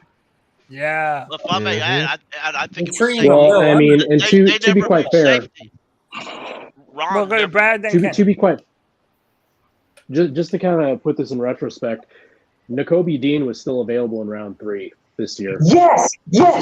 I'm so glad you brought that shit up, G. Because what did we do? AJ Klein still available? Too bad we didn't have a damn pick. What did we do? Exactly. Thank you. But what did we do, though? We went up and we traded for fucking Pee Wee. Why not trade up and go get fucking Dean, dog? This is the shit I'm fucking talking about, dog. We're always doing the same shit. Any Golden Corral slander. Hindsight is 2020. Hey, hold on. If Pee Wee was so fucking special, G, why are they making all these stupid ass fucking moves? I don't believe in Pee Wee, bro. We should have never went and traded up into the 3rd round to go get that fool, dog. I've been trying to tell you guys this shit. We turn around and we go get Baker Mayfield. Pee Wee was a mistake. All they wanted to do, You can't say that. they saw all the fans. I'm And gonna say the something. NFL draft in Las Vegas, they saw all the fucking fans bitching about fucking Sam Darnold. They wanted to make the fucking fans happy, bro. So they went and got fucking Matt Corral, bro. We didn't have to do that. I'm gonna say something Cody said a while back that upset a lot of people, and I'm saying it because I agree with Cody. If you took Matt Corral and you put him on the Alabama team, will he look any worse or any better than Bryce Young? Thank you. That's the shit that I'm saying, man. And by the way, like we've done this undersized quarterback shit before, and then they end up turning into, a Kyler Murray type, a Russell Wilson type. Like I'm excited about Matt Corral, and I think his potential is much higher than Baker Mayfield. I don't care that he's a 3rd rounder. I would have preferred to run with him this year if they really don't want to start him that bad. But I mean, listen, both of those things are true, man. We need to upgrade the quarterback position. Nah, not wins, bro. Miss me with that shit. I know we gotta get some wins. I mean, the thing is, we're not talking about Tuan, I thought you said Tuan. I dead ass thought you said we should have got Carson and Wentz. Oh no! I didn't say that shit. Bro. I'm like, nah, dog. Hey, I don't use Sentinel. Yeah, no, we're good. No.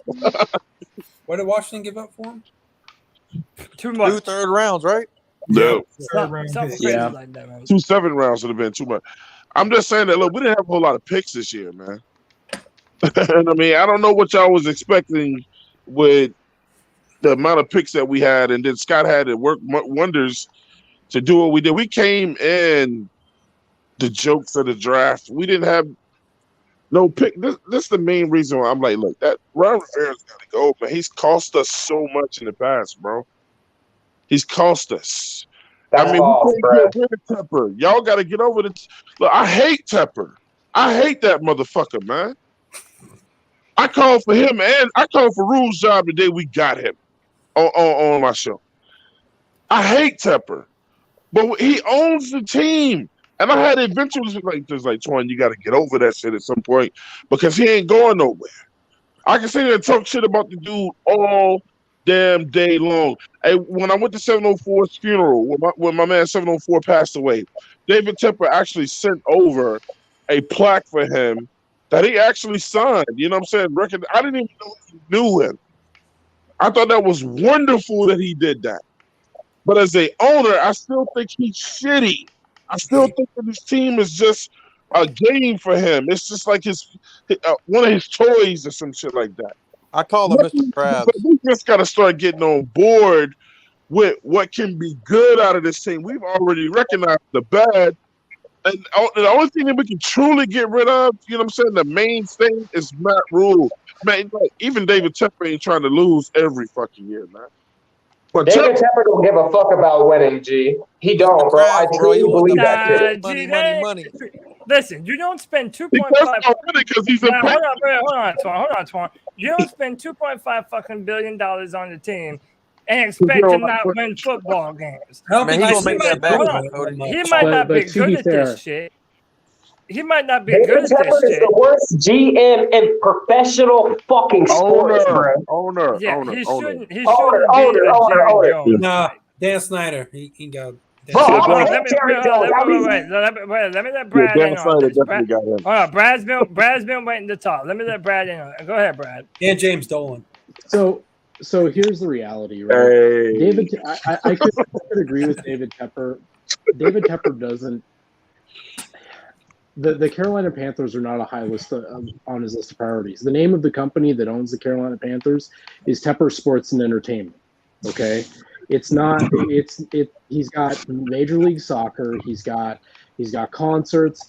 He purchased the Panthers mainly so that he could have Bank of America to be an entertainment venue. That's at the end of the day, that's where he makes a lot of his money. And the other thing that you got to remember too about especially the quarterback position and the way they've attacked it, and shout out to some folks from the Panthers town hall for bringing this up. If you look into the way that David Tepper made his fortune, he made his fortune during the 2008 collapse when he bought low on stocks that he knew would rebound. He bought devalued stocks and waited for them to come back up to sell at a higher value. That's exactly what. And by the way, he also, and to add to that, Brad, he also bet on the big banks, which literally there wasn't a single president, Republican or Democrat, that wasn't going to bail out those banks. I mean, this is what hedge fund guys do. So it's like, it wasn't I'm not going to knock him for his hustle. I would say with Cody, like, you don't go through that many quarterbacks not wanting to win. Yeah, but at the same time, like, he wants to find that quarterback. He has the same philosophy. Seattle went the same philosophy that we're doing now. It's exactly the same. The only difference is Seattle got lucky with 1 3rd-round pick. That's the only difference. Seattle got a Super Bowl win too. My whole thing with that 3rd-round pick at quarterback. My whole thing with David Tepper is, go ahead, J-Stubb. I thought they had the whole Legion of Boom on that team. Wait, hang on, Tom. Go ahead. My whole thing with David Tepper is that what y'all just said, and I've been saying this about the whole depreciating assets. He keeps on doing it with the Panthers. He takes a depreciating quarterback, tries to flip it and make it hot, and it does not work in football. It's never going to work in football. It doesn't. Well, that's what hedge fund guys do, man. But that goes back to the reality of the matter is when it comes to especially in football, right? You usually, when you decide you're going to rebuild, you commit to the rebuild. You shed assets, you clear cap space, you get as many draft picks as possible, you hire the right people, and you rebuild. We didn't rebuild. The second that Ron Rivera was gone, we were told this is a retooling. We're gonna still win games, but we're gonna usher in a new era in Panthers football. And that's not how this works. It never works successfully, not long term. And we're in a position now where, after last season, after the last year imploded, where they're coming out and saying, well, no, you need to be patient because this is a rebuild. Well, make up your mind then. Is it a rebuild? Because you didn't attack it like a rebuild. It was never a rebuild, bro. It was never a rebuild. It's a reboot.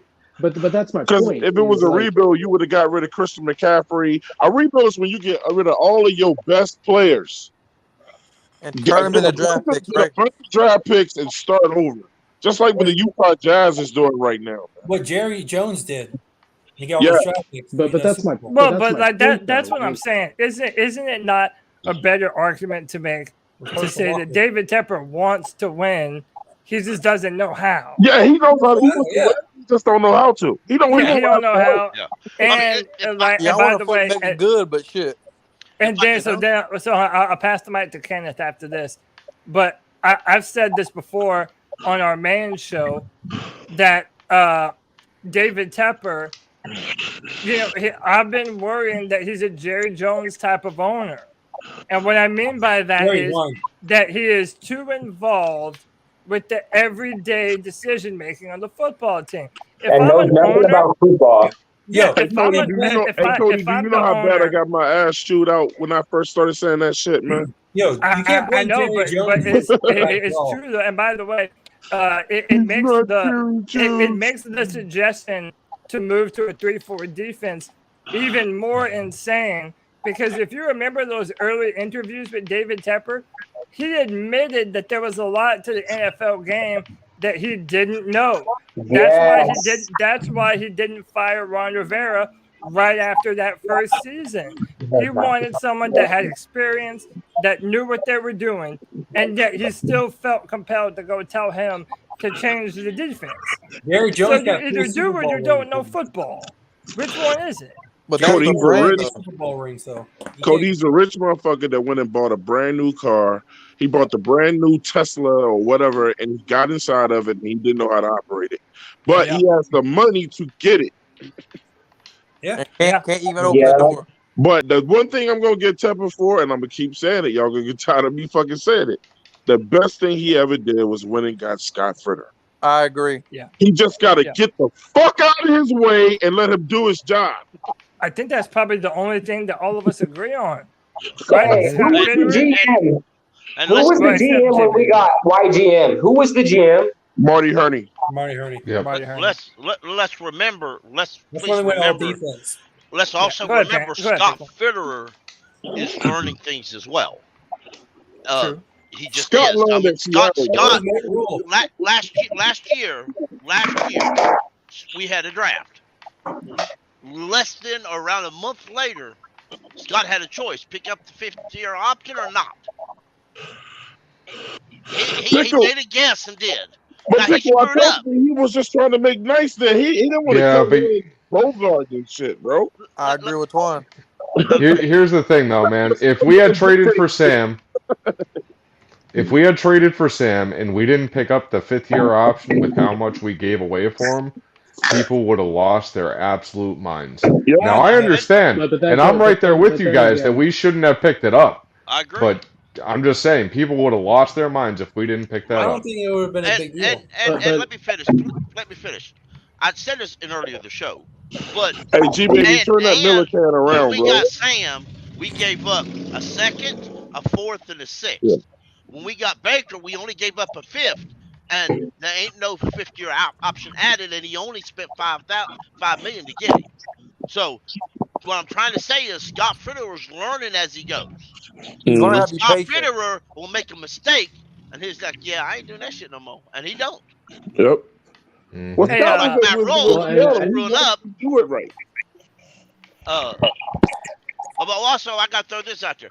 David Tepper did stop the play that when no matter what game it was or how important game, if it had hard weather outside, we didn't go to a ballroom and practice. Yeah. That's the one thing David Tepper did, and I support that move. That was an incompetent move by the old man Jerry Richardson not to do that. and everybody have to go to a ballroom to practice. Hey, so in the chat, and Tony, if you want to come in on this, you can give me a thumbs up. Yeah, get Tony back in here, G. Yeah, all right. So hang on. Professor. J Subs, I'm gonna put you in the background for just a second. I'm gonna filter you back in just a minute, though. So Tony, you said we're too quick to crown fit. Tell us what you mean by this, man. It's true, man. Look, y'all just are trying, y'all finding people that made the last good decision that you like. And here's the thing is, I'm not trying to tell you that Scott Fitterer is bad. I'm not actually, I would say I'm a middle of the road with his performance so far, maybe on the better side of the road.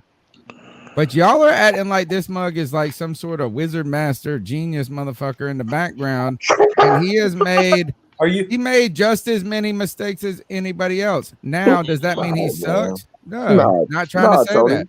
Not Tony, trying to you're say wrong on that, no. Tony. Y'all can't come in here and be like, oh, the wizard master did all this shit right once Marty Hurney was gone. No, that offensive line that they played behind last year, he put it together.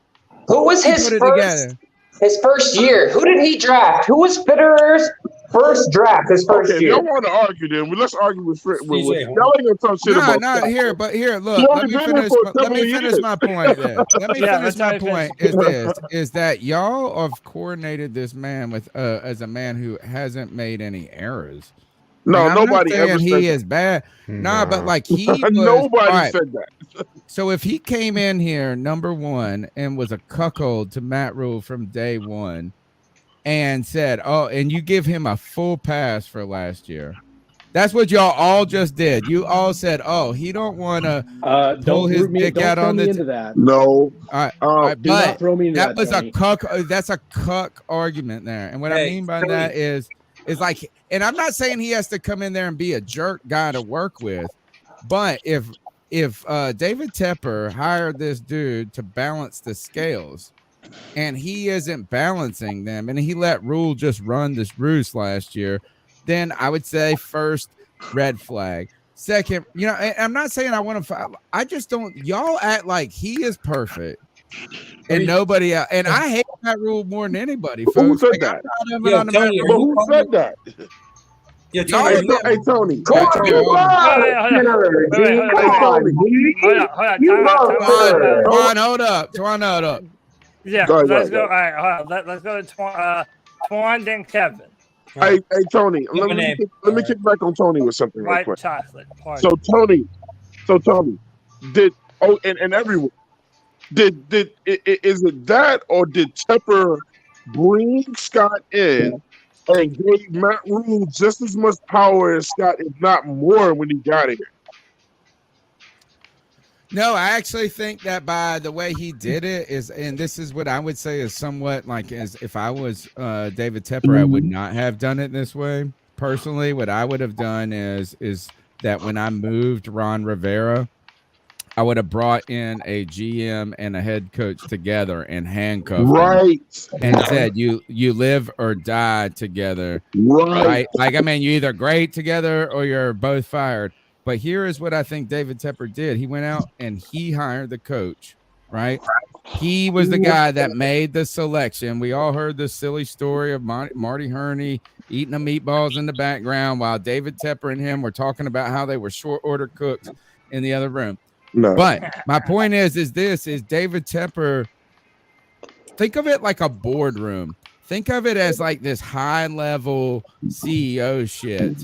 And there is a real politics to high level business. Like people bring in personalities to balance and offset personalities. And what I think is I think David Tepper hired a guy that he connected with. And then he went and hired the Axeman, the dude to be the balance, to be the counterweight to Matt Rule, because he realized that it was kind of too heavy leaning to Matt Rule. Now, my last point I just want to say is I don't have a negative opinion about Fitterer. I think if that is what I did in my first year and a half on my job, I'd be very proud of it. But Let's Thank just you. not make all the mistakes last year cannot be entirely on Matt Rule. And I How can you hate be Matt proud of Rule. it? Explain that to me, Tony. Wait, hold How on, can you be proud of it, dude? No, let if him finish I it. was a businessman, like if you get a new job, like if you get a new career, it's his first time as a GM.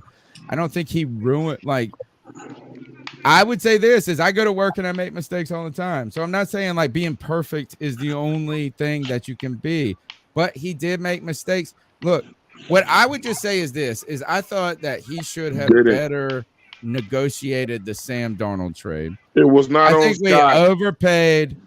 No, well, how? No, the picks, the Tony, it's compensation. on. You It was can't match. on No, Rule. It was on Rule. the desire to get Sam Darnold may be on Matt Rule, but you can't come here and tell me. And I know I follow all the Panther creators. I support all their stuff. But this other person that everybody thinks is the fucking genius is the Samir, whatever, the contract guy they brought in from Samir Pittsburgh. Suleiman. Fine. No. Yeah. No, fine. He might be wonderful, but it's just like this is like, look, Scott Fitterer should have gotten Sam Darnold for less.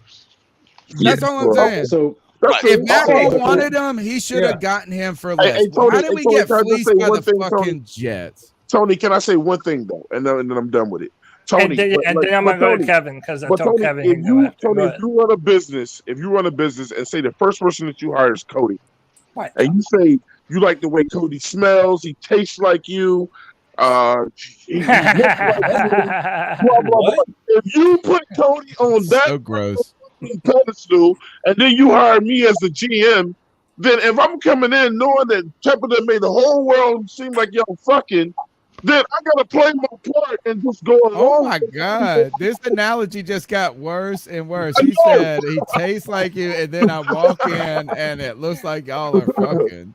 That's what you did. Noah, go to bed, Mug. Okay, Go look, to bed, I told Noah. I gotta pass the mic. Nice with Cody, man. Hold up, I gotta This pass is the my mic. thing, Cody.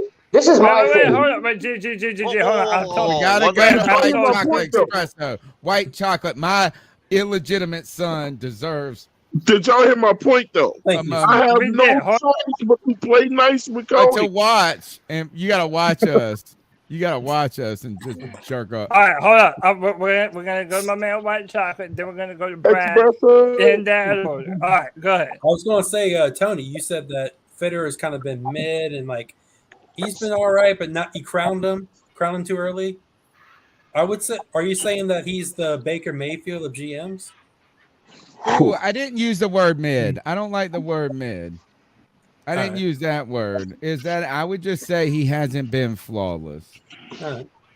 And so you know what? I am a Baker bottom, and thank you, son, for being the one that invented that shit. It's funny as shit.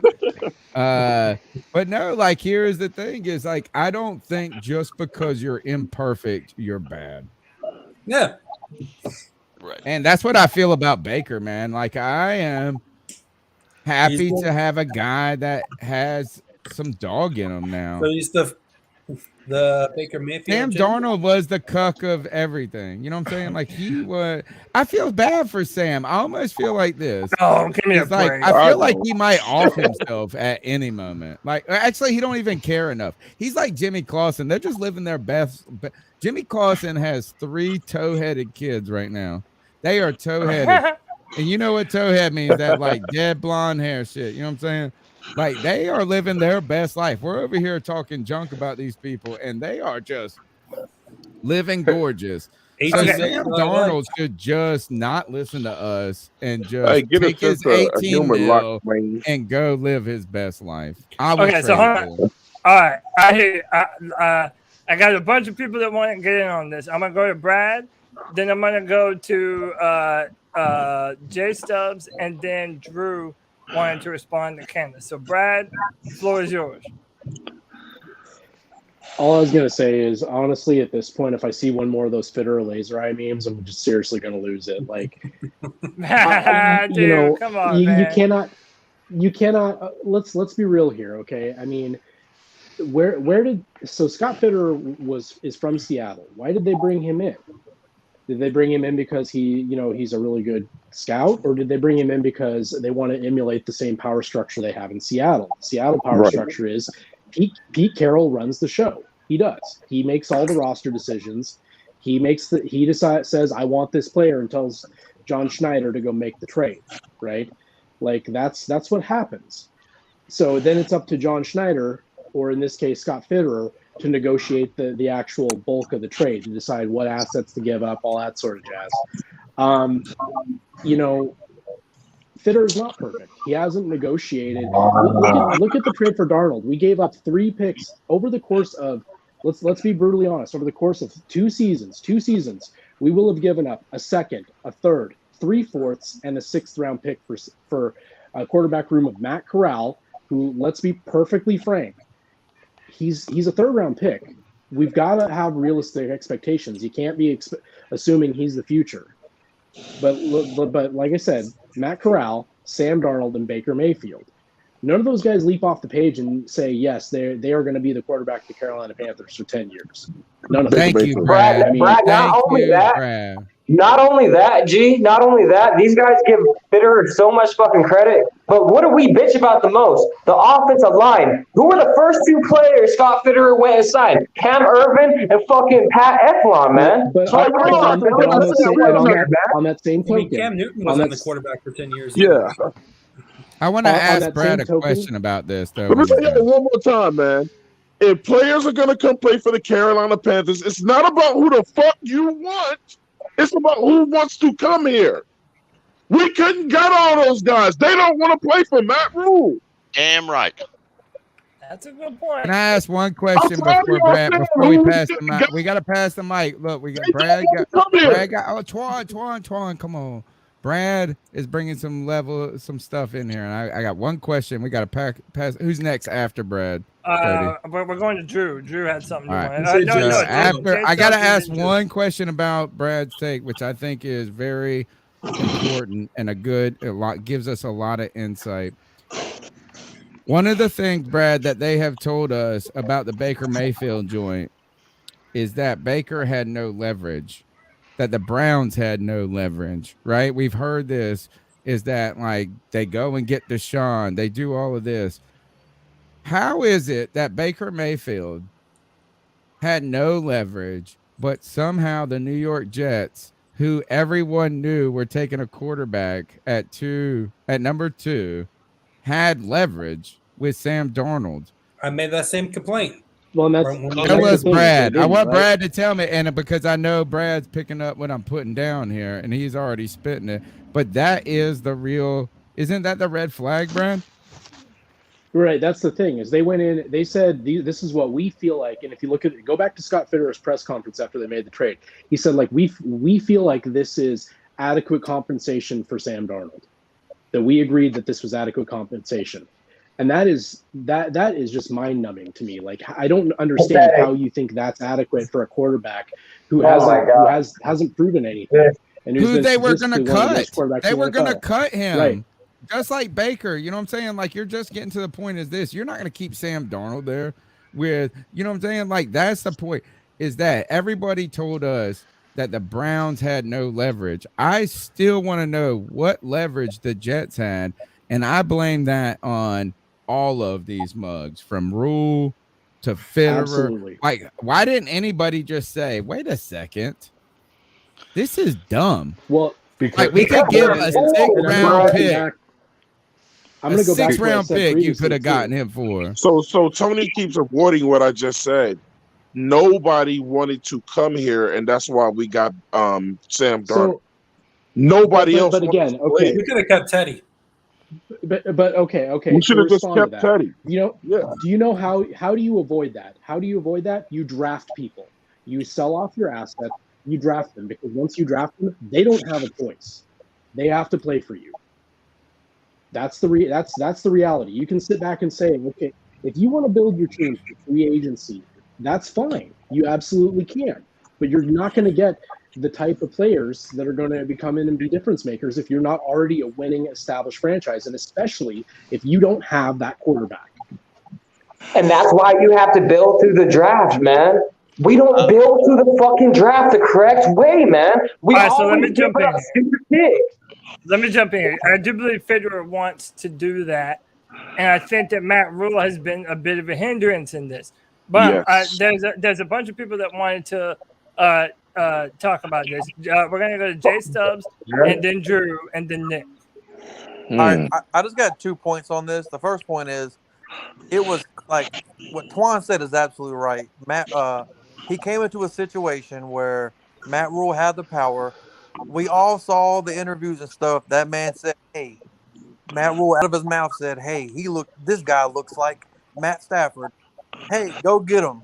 That's exactly what happened. That's so stupid to me, man. And then number two, Scott Fitterer, and I know it's just a press conference, but he's the only person in the upper office or leadership that leaves the press conference, and I'm like, everything he said makes fucking sense. Everybody else is like, well, this, that, and the third, and my whatever, yada yada yada, and JC and whatever.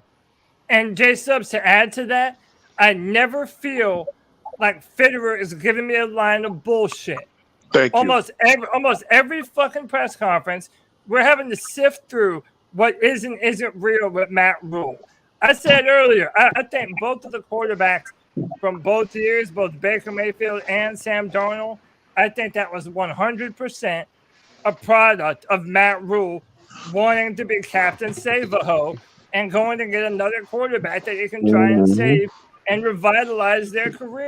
And by the way, if Matt Rule really did want Sam Darnold, then that essentially means you're talking about Federer having to go and make a trade for a quarterback that he probably didn't even want to bring in here. I also don't believe that Ben McAdoo wanted Baker Mayfield to come here this year. Preach, Cody. So I feel like Matt Rule for 2 years in a row has been putting players on this football team that are It's literally in his contract, Cody. And other personnel members do not want a part of. And I feel like that honesty is only coming from one person in the organization, and that's Scott Fitterer. I'm just being real. I want to keep it going in order here. Did Drew had something that he wanted to say and chime in with on this conversation? And then we'll go to Nick. Go ahead, Drew. Yeah, mine was the Kenneth and G Baby. I mean, you guys were talking about, first thing Scott Fitterer did was bring in Pat Elflein and Cam Urban. Scott Fitterer didn't bring in Cam Urban and Pat Elflein. Matt Rule wanted those. Thank you. Yeah. Matt Rule wanted those guys because he wanted position flexibility. He didn't care about stud linemen. He wanted players that could play multiple positions, whether they were crap or not. You can't blame that on Fitterer. Rule said, these are the guys that I want. You need to go sign them. Yep. So don't put that on Scott Fitterer because that's not his fault. That is 1,000%. Okay, then what has Scott Fitterer done? Scott Fitterer does not have that power. What I'm saying, what has he done since he's been here? He's done his job, which is to sign the I got something for you. You're not being serious. What if J.C. Horn and your boy Akim Aquano become Pro Bowlers? Those are his first 2 draft picks under his watch. Bro, what if Matt Corral turns out to be a franchise quarterback? Yep. Man. Damn you. Okay, here's what I think. Yep. Last year. Wait, I gotta be fair. Kenneth, I'm gonna go to Nick first, and I'm gonna go right to you. I promise. Thank you for everybody for being patient with me while I jump around. Yes, sir. Yes, sir. Nick, you're up, brother. Go ahead. So here's the thing. Going off of the whole Sam Darnold thing and also Baker Mayfield, okay? If you wait until those guys are cut, okay, look at what happened with Deshaun Watson. Next to nobody was interested in him last year. But then all of a sudden this year, everything kind of works itself out. He's ready to move along. The Browns come out of nowhere. So don't the Saints. So don't the Falcons. All these teams come out of nowhere. And then we get blindsided like, oh, well, we were interested in you last year.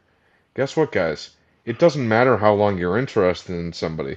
It only matters what you can bring to the table at a given time.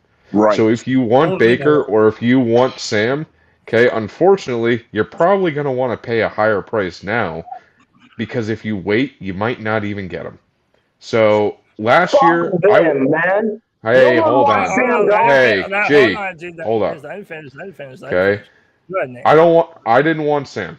Okay. I still don't want Sam. But at the end of the day, I'll take Baker over Sam any day of the week. So you know what? I'm okay with $5 million in a 5th round or a 4th round pick. That's next to nothing in my mind. You can get it back. Yeah, I hear that. I hear that. All right, go ahead, Candace. You're up and back. Last year, I believe, after they fired Marty Herney and they hired Scott Fitterer. Now, I don't have no proof. I don't have no links. This is just what my gut or heart or whatever you want tells you. This is what I think. I think that Tepper actually gave Scott the GM job, but said, we're going to let Matt Rule basically run the show. So if there's somebody he wants, do your best to get him. Okay? Now, that's where I think that you're right, Drew. That's who he wanted. But at the bottom line is, on the contract, Scott Fitterer has to sign that paper because he's classified as the GM. Now, but I think after this year, I believe Matt Rule lost that power. And that's why Fitterer's in control. And whether they edited the contract, whether it was all verbal, I don't know all those details. But it's clearly obvious that Matt Rule doesn't run the show. But it's in Scott. But Scott Fitterer said it from day one. He wants competition. From the end of from they talked at the end of the postseason on WFNZ and openly to the press. They always said they wanted competition. Matt Rule said he wanted a veteran quarterback. Matt Rule never mentioned the draft until later on in the offseason when he was kind of forced into talking about the draft. Scott Fitterer always said they wanted to draft a quarterback and get competition in the quarterback room. So I think that's why we ended up with Baker. But like I said, I believe Scott Fitterer learns as he goes. He learns from his mistakes and moving forward. I started at my plant 14 years ago. Okay, I screwed up a lot. I've been there 14 years. I don't screw up that much now. Why? Because I've been there for 14 years. You learn as you go. Right. My wife said 16. I stand corrected. How long you been working there? No, but I hear you, and like it's not like Tony didn't make good points, right? Right. Like say what you want, if it was a Matt Rule decision or not. Scott Fitterer is the one that had to sign off on, Pat Irving or Cam Irving, Pat Elflein. He had to sign the agreement for Sam Darnold. I understand that. I feel like, given the circumstances that Scott Fitterer was presented with, having to come in here, you don't get to choose your own head coach. That's already been decided for you. And by the way, that head coach has full control over the roster and pretty much all football operations. So, given those level of constraints, I think Fitterer has done a damn good job about not only the players that he's brought in this offseason, but guys, I mean, someone mentioned it earlier. Imagine if J.C. Horn turns out to be the player that we all think that he is. Imagine if Kim Kwanu turns out to be the badass tackle that we think that he is. J.C. Horn. What's anyone going to be able to say about Fitterer? And on top of that, look how he's been able to work the contracts and signing people. Not a lot of people thought that we were going to be able to sign DJ Moore and Dante Jackson in the same offseason. I mean, you have to give that man some credit for trying to keep some consistency on Cody, this roster to the best of his ability. G-Baby said, what did he do? So I hope G-Baby listening. Yeah, he's right there, bro. Hey, Cody. Hey, Yep. Yo, I got to head out. I'm headed, all right, man. Yeah, I'm headed downtown. I'm going to try to haul out some business. White chocolate espresso? Oh, shit. Please. White chocolate on the prowl. All right, man. Hey, message me later. Hey, I'll talk to him. I'll DM him. Hey, Cody, one more thing I want to throw on to what you were saying, man. How many of us thought that we'd be able to fix the offensive line in one offseason? I Carousel didn't. I didn't. But Well, he did you can't say it's fixed until we see the product, man. That's fair. That is Damn, very why fair. can't we But be you know what? encouraged about the product? I can sit here and I can say, you know what? These guys did something. He definitely did upgrade. Even on paper, they definitely upgraded. I mean, come on now. That's what we said about Matt Paradis and the crew. We said it was an upgrade, and So, ended up being okay, straight some bad. people just gonna be negative no matter what. Hey, Cody, listen, you said it eloquently, bro. Check this out. But what everything Cody says though, and Cody said a damn good thing. I love what Drew said. It all leads back to eventually Scott Fritter is gonna get the balls to go to Tepper and say, "Look, man, let me pick my own coach. Yeah. Let me get a The coach. longer- Let me get a the coach where longer- me and him are on the same page." All right, Mark, when is that going to happen, D? When is that going to happen? The longer When David Tepper decides to let his homie go. Hey, let me ask you this question, G baby. I don't think it's G ever baby, if you own a business and you hire me and I'm in your business fucking up and we the best of friends, what are you gonna eventually do to me? Fuck, man, I don't know. See ya. My ass, man, friends are not. You got You're to. fired. That's Do his that's best, the reason why I'm trying to be optimistic when it comes to Rule in this upcoming season. Because I feel like consistency and continuity are also like those are characteristics of great organizations. When you look at teams in the NFL, that's facts. Like you look at teams in the NFL that are consistently being good. You look at the Patriots. You look at the Steelers. You look at like all these organizations. The Seahawks. They've had high levels of success. I am not a Rule fan. Like I don't critique that man on countless occasions. Big issues with his personnel management and decisions, like trying to outsmart people. Like one of the statements he made about Christensen. The man played left tackle his entire college career, his entire football career, according to him. But you know better than he does. So he can play right tackle. He can play. Bro, like stop trying to be smarter than every damn body and do what the hell you're supposed to do as a coach. Put these dudes in positions to succeed. I'm so glad you said that, JD. I'm so glad you said that because this is the same fucking man that doesn't want to fucking play Christian McCaffrey at the fucking slot when Christian McCaffrey is the best receiving back in the NFL, man. It's crazy to me. See, to that point, this is the reason why I'm choosing to be optimistic and hopeful for this man's career. For one, like I said, consistency and continuity are keys to a great organization. Matt Rule should be in the concession stand selling peanuts. Let's clarify something real quick, okay? Hold on. Let's let him finish, man. Okay. Yeah. So let's say consistency, continuity, all that. He's going into the third year. He's done what a lot of people were screaming for him to do. Bring in guys. You yourself do not know all there is to know about the NFL. Bring in people that actually know what the hell it's like to see success. He brought in McAdoo. On the defensive side, you got Steve Wilkes. They fired Blackburn. So the special you got to hope the special team should look competent. Defensively, you got guys over there that can adjust. Offensively, let's put a game plan out there that's actually going to put dudes in a position to succeed. Oh, the defense is starting to adjust to it. Oh, let us shift our aim so they don't know what the hell we're doing. He brought in guys who know who should know how to do that. So those guys are able to put people in position to succeed. Rule himself will come out looking like, hey, I am a head coach. I went out and I got the guys who know the X's and O's. I hyped everybody up, but I helped do this. I'm not rooting for his downfall because if Rule has another terrible fucking year with the Panthers, I'm all for him being fired. But then the problem is there a guarantee that the guy we hire after him is going to be better? And if the new head coach, what if he has a different view of how he wants the team to be? Yeah, now you got to get rid of so. Matt Rule is the bottom of the coaches. He's going to be better. Yes. So JD, can I actually respond to that though? Like that's what I think a lot of people were saying. That if Matt Rule is fired, well then okay, odds are Fitterer is not being fired if we have a bad year next year. So Fitterer, at least I don't think so. Matt Rule got to go and Fitterer got to go, G. No, hold on, G. Fitterer So goes. what I'm saying, no, hold on, wait. What I'm saying is now we might actually have an opportunity to see what kind of coach Fitterer would actually hire. Exactly. Which, by the way, that's what we've been saying forever.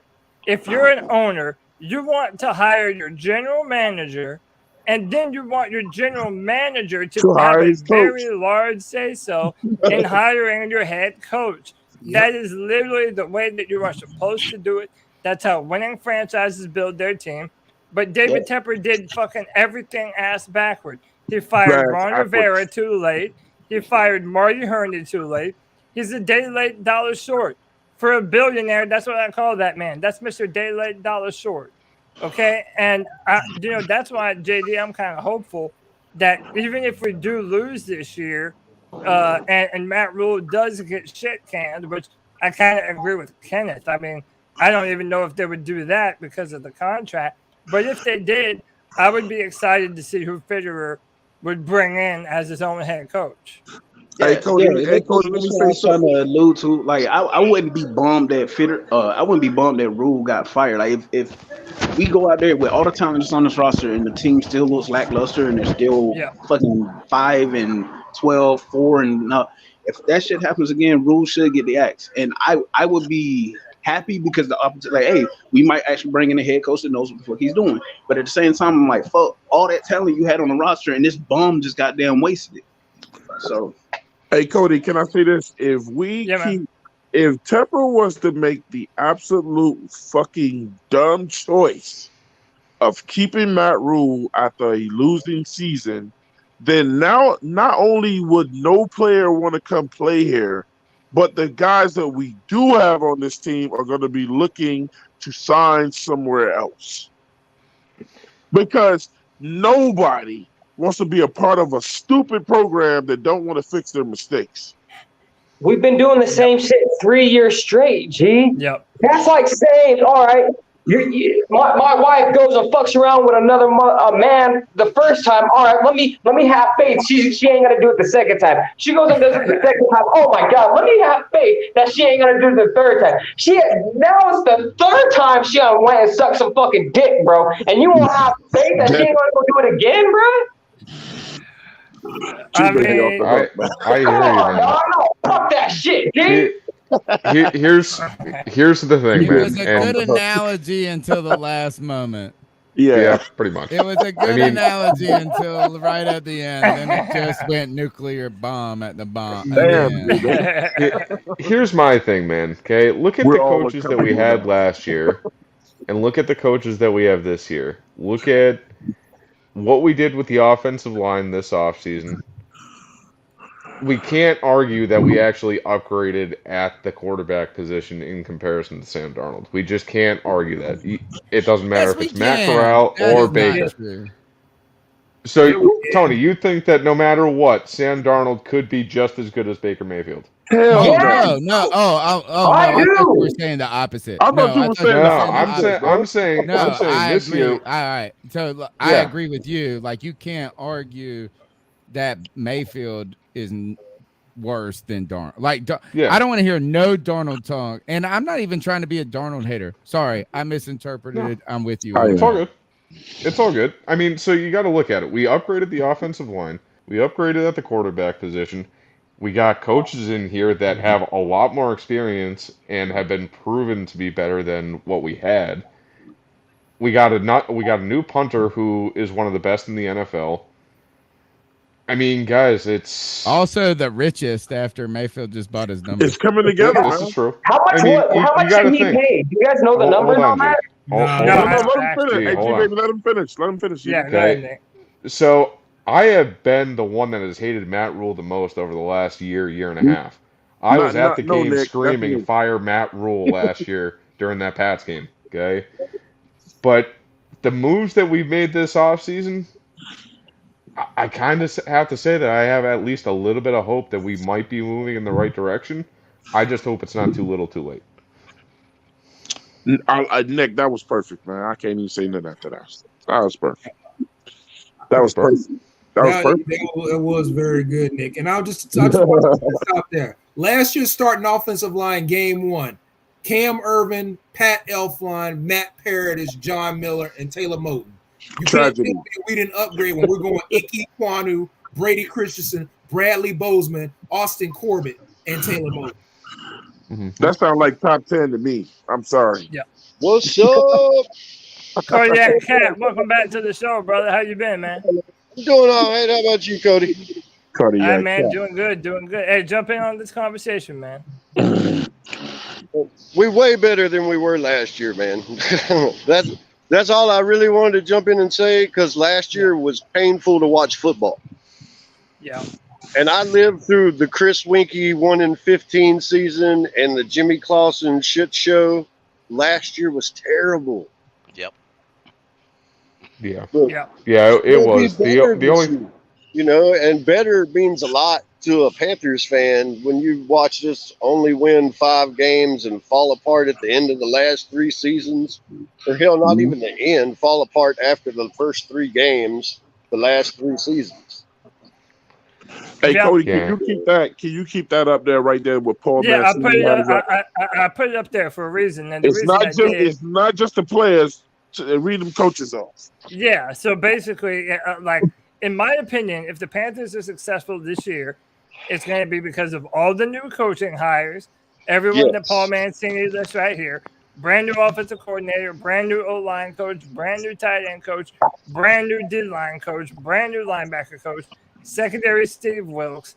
Like, those are huge. Those are big-time upgrades. Steve Wilkes And, is a huge coach there.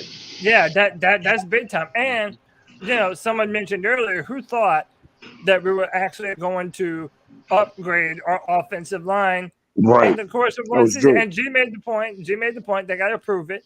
I hear you. But based on the players that we brought in and their proven prior pedigree, I think that we have a lot of reason to think that Kim Aquanu, Bradley Bozeman, and Austin Corbett are going to be big-time additions for our O-line this year. That helps McCaffrey. That helps Deontay Foreman. And by the way, Kim Aquanu put out a quote. He said, man, I don't give a damn who the quarterback is. It's my job to protect them.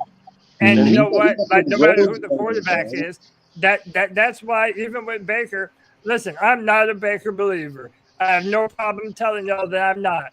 But this is a better team after everything that we've done with the O-line, the coaches, and yes, Baker Mayfield. How come we never talk about the defense, though, G? We talked about the Well, defense we the whole do. first G. I half of think the we have one of show. the best backfields in the NFL. Like, listen, they're young, they're unproven, but I'll be damn it, I'll take our defensive backfield over any other one right now. Come Straight on, up. Xavier Straight up. and Chin and Dante and Horn, and if CJ Henderson steps up and Keith Taylor, I mean, that's a hell of a That's right. backfield, man. And G, baby, if Jesse Horn shuts down half of the field, everyone is going to play faster. If Jesse Horn is who we think he is, our defensive backfield is ready to go, bro. Yeah, I was And if the damn sure one of quarterback those has to hold people. the ball, then that half a second that Burns was late on all those plays last year, he gets 2 more seconds. Now, We had 2 pass rushers. We had 2 edge rushers. We had Brian Burns and we had Hassan Reddick, right? Now we only have 1. But Hassan Reddick was too small. He got to the quarterback fast. Hassan Reddick killed Brian Burns, man. He should have never been put on defensive end. Both of them were really light. Let me go to JD. I heard JD. They were both Pro Bowlers. They were both Pro Bowlers. Don't mean nothing anymore. I was just speaking off of what you were saying about Horn being able to shut down half the field, because I was making an argument back in was it 2020 that had the Panthers re-sign Bradbury, that defense would have looked a lot better because it would have allowed other, like, having a shutdown corner allows other guys to play a little bit more loose. When you have a guy who can legitimately just shut off one portion of the field, then like it's like that half a second too late for Burns. Well, now he has a second and a half more to get to the QB. So defensively, there's some question marks on this side of the ball, and ultimately it's going to come down to, are they able to stop the run consistently enough to get off the field when they need to get off the field? And But we if haven't everything seen works out- YGM play yet. You know, Who was it's been hope for 2 the years. coach? What if he's the next Charles Johnson? Right. Who was the coach when we lost Bradbury? Who was that? Charles Johnson didn't get it together until like year 4 or 5. Wait, hold on, Twan. So don't do that, bro. Hold on, Twan. You're saying who was the head coach when we Yeah, who's the head coach when we lost Bradbury? We lost Bradbury in what, 2000? It was Matt Rule. Yeah, I think it was Matt Rule. I think it was Matt Rule. Everyone shit on James Bradbury, man. And I was the only one in here that said that was a fucking mistake. The only corner that we've ever had that was able to stop all the receivers, all the top wide receivers in the NFC South, which included Julio Jones, Mike Evans, and fucking Michael fucking Thomas, man. I'm saying we should have never let him go. We should have never let James Bradbury Guys, one at a time. Never let John Norman go. We gotta go one at a time. Nick had something he wanted to say about J.C. Horn. Go ahead, Nick. All right, real quick, guys. Okay, last year the Giants picked before the Texans. Okay, when we played the Texans, at least in the first half, we had J.C. Horn. The second half we didn't, and we didn't look the same as what we did. Okay? I remember. So I mean, those two teams, they aren't great teams. Okay. But when you look at how the Texans game went, at least the first half, and then compare it to the Giants game, it kind of makes that argument that, hey, J.C. Horn played a bigger role on the team, especially on the defense last year, than we would like to admit. Okay? And I would like to I will be the first one to sit here and say, last year, if J.C. Horn was healthy, that defense would not have looked as bad as it did. Okay? That defense could not stop the run last year. Okay, it just couldn't. And a lot of that comes down to when J.C. Horn went down. And Nick, can I add on to what you're saying? I can make the argument that outside of quarterback, offensive tackle, and edge rusher, that cornerback is the most important. It might be even more important than some of those two I just mentioned. And in a modern NFL, where quarterbacks are airing out the football, if you have a shutdown corner, dude, your defense has something extra. I mean, look at what Stephon Gilmore meant to the Patriots. Look at what Jalen Ramsey means to the Rams. Like, that all matters. You know what I'm saying? Yeah, I mean, that's essentially what I'm saying. And by the way, we're doing this thing with Dante Jackson that we did with James Bradbury. Like, half the fan base loves him, half the fan base hates him. How about this? The answer is in the middle. Yeah, James Bradbury did damn good against the NFC South and was pretty much average against everyone else. I remember the Steelers burning his ass. Dude, there were so many times that Bradbury would be out of place. And then he only had that one good year with the Giants, man. That's it. There's a reason he's not on the Giants no more, bro. So I'm just saying, like, he had that one good year. I think our backfield right now is better than it has been in the past 5 years, man. Our Straight up. backfield looks amazing right now. On the defensive side, our backfield is amazing. Yeah, it's the strength of our. You're muted, G. My question for the defense, primarily it's with as I don't even. A part of me doesn't want to say it because I know I'm gonna get clowned for it. But the highest level of football I ever played was high school. But in that time, in the entirety of me playing football, when I played behind, when I had a defensive line that was hell, I looked so much better at linebacker versus when a team snaps the ball and they're running the ball and the D linemen are 5 yards, they're where I'm at. I'm having to run around other people just to get to the running back. And at that point, he's already gotten down the damn field. Yeah. So if our D line with Brown in the middle, because I liked what I saw out of Brown. It's multiple instances from last season where you see that man taking on 2 old linemen trying to move him and he's standing his ground. 2 grown ass men trying to move another grown man and he's like, nah, bro, I ain't budging. But our linebackers aren't where the fuck they need to be. The defensive end is not He said that when he was still on the team. When he was playing behind KK and Starr, he talked about how free he could move because they were doing their jobs, and that allowed him to always be in the right place at the right time. Because he wasn't getting blocked at the second level. I will always say, for a linebacker, a great defensive line for a linebacker is what a great offensive line is for a quarterback. If you have an okay quarterback and he's behind a great offensive line, he's going to look way better than what he is. If you put a okay linebacker behind a great defensive line, he's going to look a lot better than what he. And it becomes a beautiful marriage when you put a great linebacker behind a great defensive line. And So do you know that Luke Kuechly himself said that in his Defensive Player of the Year speech? He gave the first credit that he gave was to K1 Short and Star Lotulelei. Exactly. So that is 1,000% the truth. Hey, Drew had something he wanted to jump in on. Go ahead, Drew. Yeah, so I was gonna go back to G Baby's James Bradbury comment. I know you spoke on it, Cody, but I'm like, how can you say that Bradbury was the best cornerback we had? I'm sorry, do you not remember Josh Norman at all? Yeah, I said it was the biggest mistake to rescind that franchise tag on Josh Norman. I said that was one of the biggest mistakes. Bradbury was decent at best. He had he was better than decent. He had a couple of years with Carolina. I'm going to have to disagree with that. Bradbury was a beast. James Bradbury played decent against the NFC South. As Cody said, when he played against anybody That's false. That's false, though. Go back and look at the stats. I'm with G Baby on this. Outside the NFC South, he got exposed. And by the way, I like to stay. Hold on. I like to stay consistent, right? I don't believe Baker Mayfield is a franchise quarterback because the Browns said, "Nah, we're good on that." So by that same measure, not one but two NFL teams said to James Bradbury, "Nah, I'm good on that." So it's like, what is that? All him? Is that all the people around him? Like at some point, you have to put some of the blame on James Bradbury. He was a second round. Bradbury? I don't even know. Dude, that is fucking wow. Panther Pickle. Do you know if Bradbury Bradbury is on was a the team shutdown right corner. He's with Philadelphia. Yeah, he's with Philadelphia. Oh, is he really with? Yeah. Is he a starter or is he a backup? He's a starter.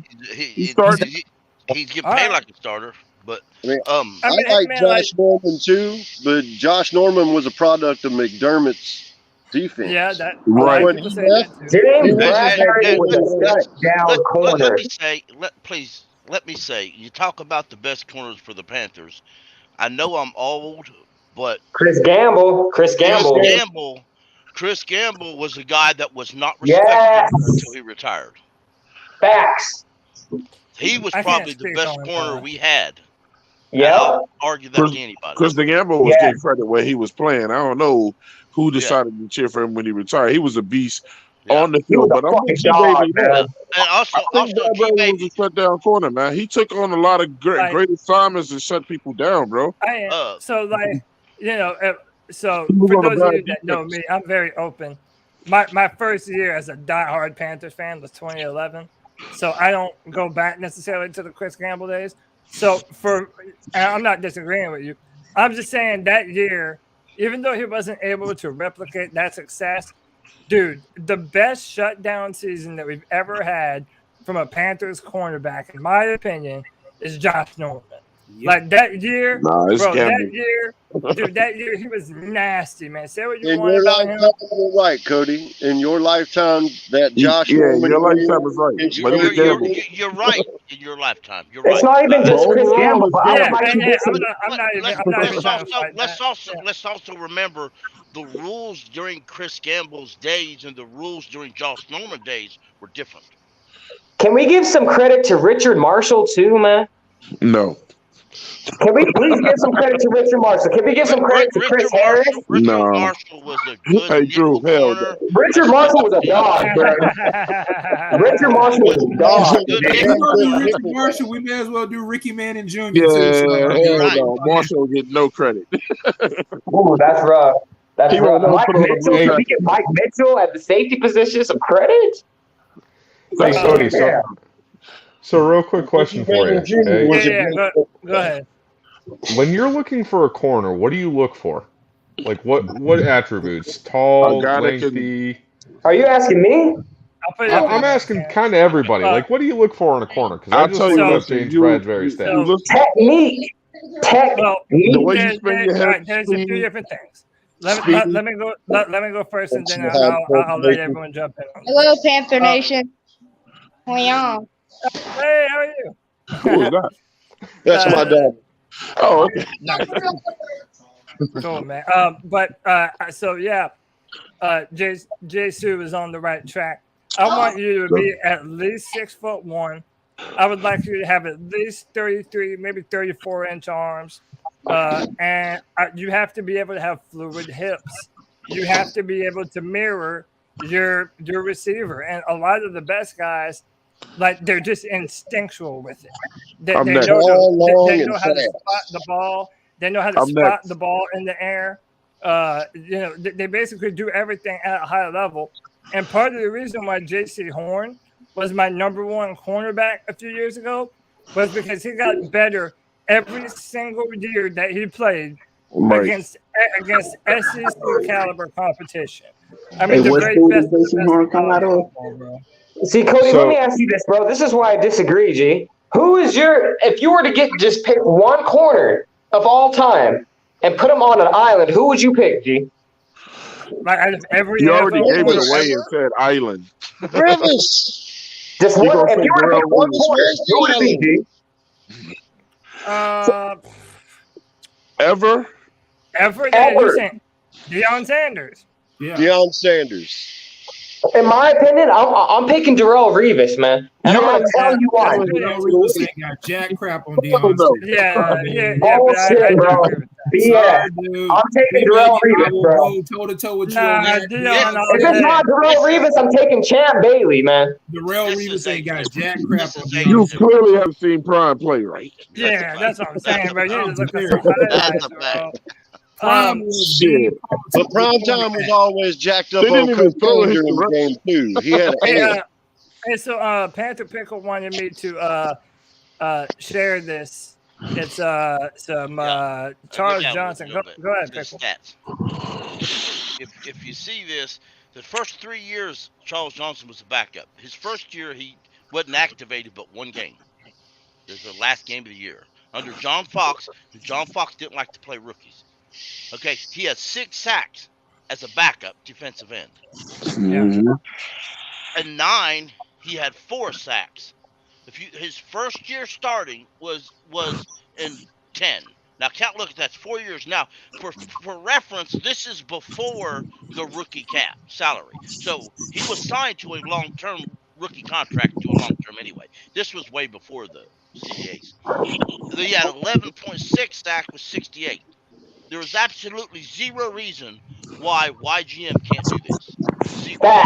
That's why I'm saying, man. All he needs is an opportunity, and that's what we're doing. If Scott Fitter was to go out and sign the first available defensive end, that defensive end, way back at the start of free agency, that defensive end ain't coming here to be no backup. You don't sign the free defensive end the first couple of days of free agency just to be a backup. No. He's gonna come in that's he's absolutely don't want to compete for a job. He's going to be a starter, and if you're going to do that, why GM a backup? Yeah, I agree with you 100%. I've been saying play the youngsters for 2 years now. Yep. And by the way, that did remind me, man, from 2010 to 2014, Johnson was a very key piece of our defense, man. He was a real big. He was one a of the real goats, leader bro. too. He's one of the And goats. he was a leader, man. Like But that you know who the 2 starter was opposite him, don't you? When he was his rookie year, when he was a rookie, Julius replaced, Peppers. he replaced Mike Rucker. That's who he replaced. Johnson is top 10 Panther ever, though. I mean, you talk, he's solidified top 10. Yeah, I'm down with that. Top 10 Panther ever? That's fucking false, bro. Let me tell you something, that's Cody. fact. I did No a show. way. Hey, Cody. Yes. I did a show on top 10 Panthers one time on my show, like offense or defense, until eventually I had to do both sides of the ball. But just all together, and that was one of the biggest fucking fights ever, bro. Yeah. You're taking Charles Johnson over Chris Jenkins? Hell yeah, Charles Johnson is top 10. All right, hold up to everybody. Hold on. I'm muting everybody. I want to introduce somebody to the stream. This man has been in the chat room forever, and he's just now joining us. Locks, man, what's up, bro? Yo, Locks, you there? can you hear me? Bro? Yeah, I can hear you, dog. What's up? What's good with you? Hey, I called in because I called. Hold on, my TV on. It's echoing. Hold on. All right. I'm gonna take this. Hey. Yo, can you hear me? Yeah, man, talk to us. Nah, I wanted to get on the cornerback situation.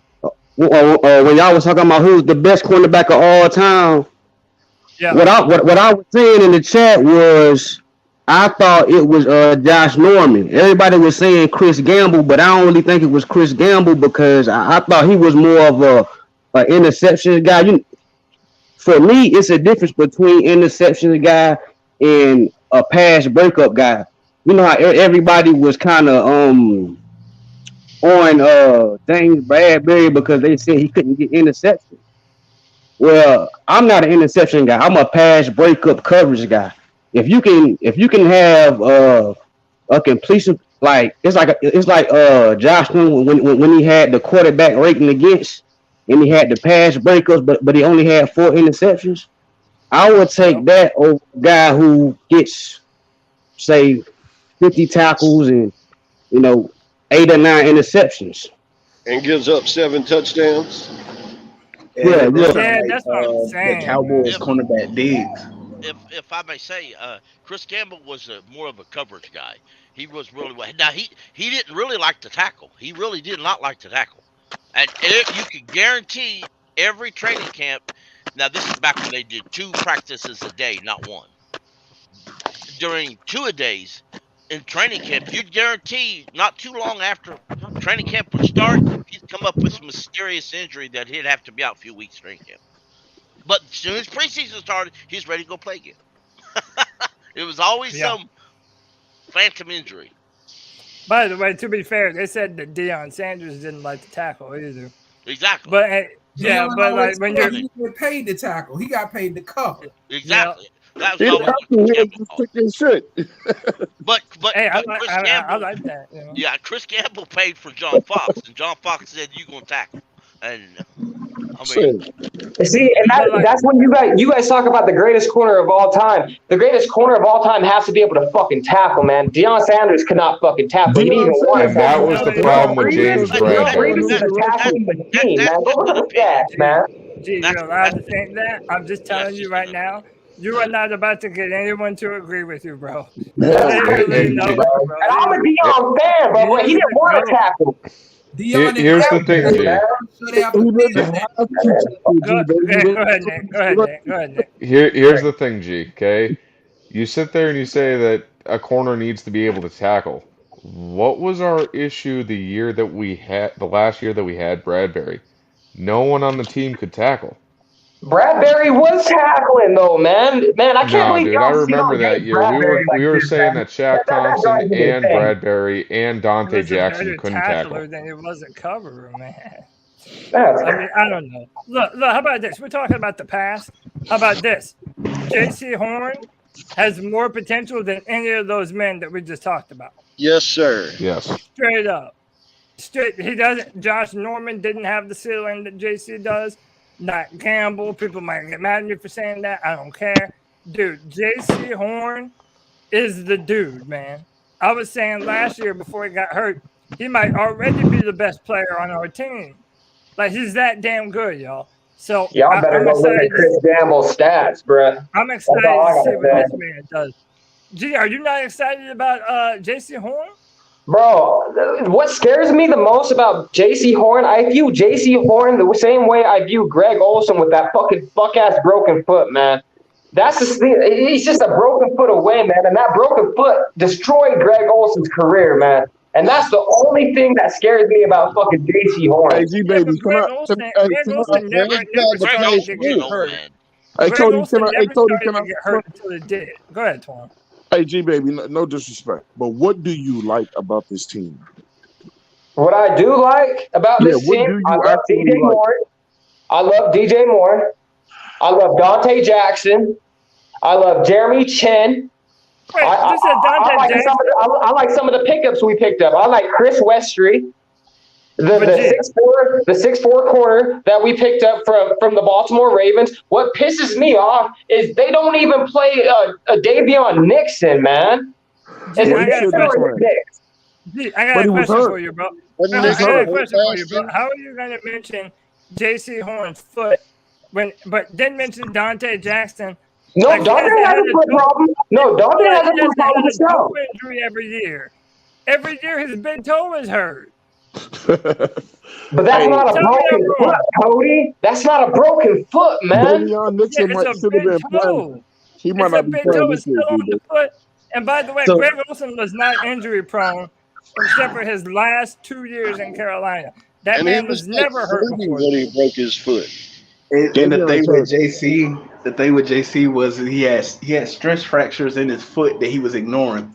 And then when the stress fracture they went in that Thursday, I mean it kind of goes together. Play the game on Sunday and then you have a game Thursday, didn't really give your body a whole lot of time to rest. Stress fractures already there. You out there on the field, you just plant your foot, routine plant, and it goes. So I ain't really worried about that. Like Jason didn't really have any injury issues when he was in college. And I'm saying that as someone who paid close attention to the game cost. So JC gonna be all right. Yeah, he's a game. Hey, Cody, can you bring up that Twitter clip of him locking somebody the fuck up Wait, the other day? What now? JC Horn has a Twitter clip with him locking. He was practicing the other day, just not letting anybody breathe. All right, y'all give me a minute to find it. He's gonna be just fine, bro. I'm trying to tell you, bro. You talking about that one where he's running that drill? It's like it slows down when he goes to get he picks off the ball, but it slows down. Yeah. And I ain't even front. I was tensing up a little bit when it like showed how he was on his foot. I was like, oh, please don't get her, please. But nah, man, I said it in the chat, man. I feel like a damn fiend. Like there are moments in which I'm like, why does the football season have to take so long to fucking get here? Like it's killing me. Because they need the recovery, bro. With them bodies banging, they need that amount of time to recover. As a football player. You know, hey, look, man. Hey, look. I'm gonna say this. I don't give a fuck if y'all get mad. Florida State produced the all-time greatest corners in the league, man. I dare you to challenge me. I don't know about that. I dare you to challenge me. You don't even all right. Maybe over the course of the NFL history, like right now. Nah, you know what, bro? I ain't even gonna argue. Who did he say, Cody? He said Florida State. Bro, I'll take Ohio State corners over fucking Florida State. What are you talking about, dude? This is about to start a whole nother thing, bro. Y'all need to chill. Look, I'll say this, bro. Florida State definitely, like, if they're gonna be like DBU, D-line U, or whatever, it's definitely going to be DBU. They put out some good-ass players. But, bro, they ain't going to finish in the top 25 this year, bro. Stop it, Cody. Alabama and LSU also do too now. So, oh, man. I tell you what, Clemson puts out the best wide receivers. Oh, that might be true. But I ain't gonna argue it, but you know. Hey man, I'm gonna start to wind things down. I'm gonna let everybody get their final statement. Say one last thing that you want to say about the episode. And I'm going to get up out of here, boys. We're almost on 3 hours, man. I appreciate y'all. Still 116 people watching. Much love to absolutely everyone for being a part of the show. Hit that like, hit that thumbs up button. If you have not subscribed, we're trying to get to 4,000 subscribers before the start of the NFL season. Play a part in that, man. Hit the like, hit the subscribe. Tell a friend about the show, man. This is what we do. We hang out, talk Panther football, man. That's what we do. So, boys, I appreciate everybody for jumping on today. I'm just going to go around the panel and let everybody say their final thing. I'm going to go in order here. My man, Nick, he's been on damn near every Friday free-for-all, man. Even though you might have been losing last week in the video game, I don't care, man. You know you still bro. The screen was so small that you couldn't even see it, so you have no proof. Dude. Nah, I mean, quite honestly, man, I've been pretty negative as far as what I was expecting of this team this year. But when you look at everything that's happened in the offseason, what we've done with the offensive line, all the coaches that we've brought in, including some of the best in the NFL. Okay, getting arguably one of the best players in the draft, if not the best. Okay, just all the moves that we've made. It's okay to be skeptical, but just know that we're in a better place than we were at this point last year. And we still have $30 million in our pocket. Amen. Amen, man. Amen. Damn, man. I like That that. was great. Looking at the bright side, man. Somebody's got to do it. Nick, I appreciate you, brother. Panther Appreciate you Pickle, too, man. Kenneth. And by the way, Kenneth has a brand new YouTube channel. Why don't you tell him about that, man? Yeah, check me out on YouTube. I make videos frequently. Whenever the feeling hits me, I might be in my car, might be at work, might be on the back porch. I'll try not to make any in the bathroom. You know, I know y'all don't want to see that shit, but anyway, and I talk about anything and everything. Those episodes stink. But Save that. Hey, save that for your OnlyFans, Kenneth. you're right, man. I agree. Yeah, you're right. Also, Davion Nixon, I think, will be the third defensive tackle off the bench this year. He'll be basically the top backup. You know how they love to do their rotation thing. And catch this out. Matt Laurinaitis signed a 5-year deal with 4 years voided. So he's only here for a 1-year deal. So it's good for Nixon to learn off of him and then rotate into starter next year. Rotating, learning for a few years and then rotating into starters, as I proved with Charles Johnson, that's helps a lot of athletes out there. You don't have to walk into the starter as a rookie. So, Tony is sleeping. Yeah. Good night, Tony with the hair down. I did him dirty. He didn't even know I put him on the stream. But hey, You must be tired from all those workouts. I post on Twitter too. So Yeah, man, y'all check out Panther Pickle, man. And by the way, like, really being real, we built up such a cool community here. Part of the reason why I did do this free-for-all is, like, I want people to feel comfortable being online.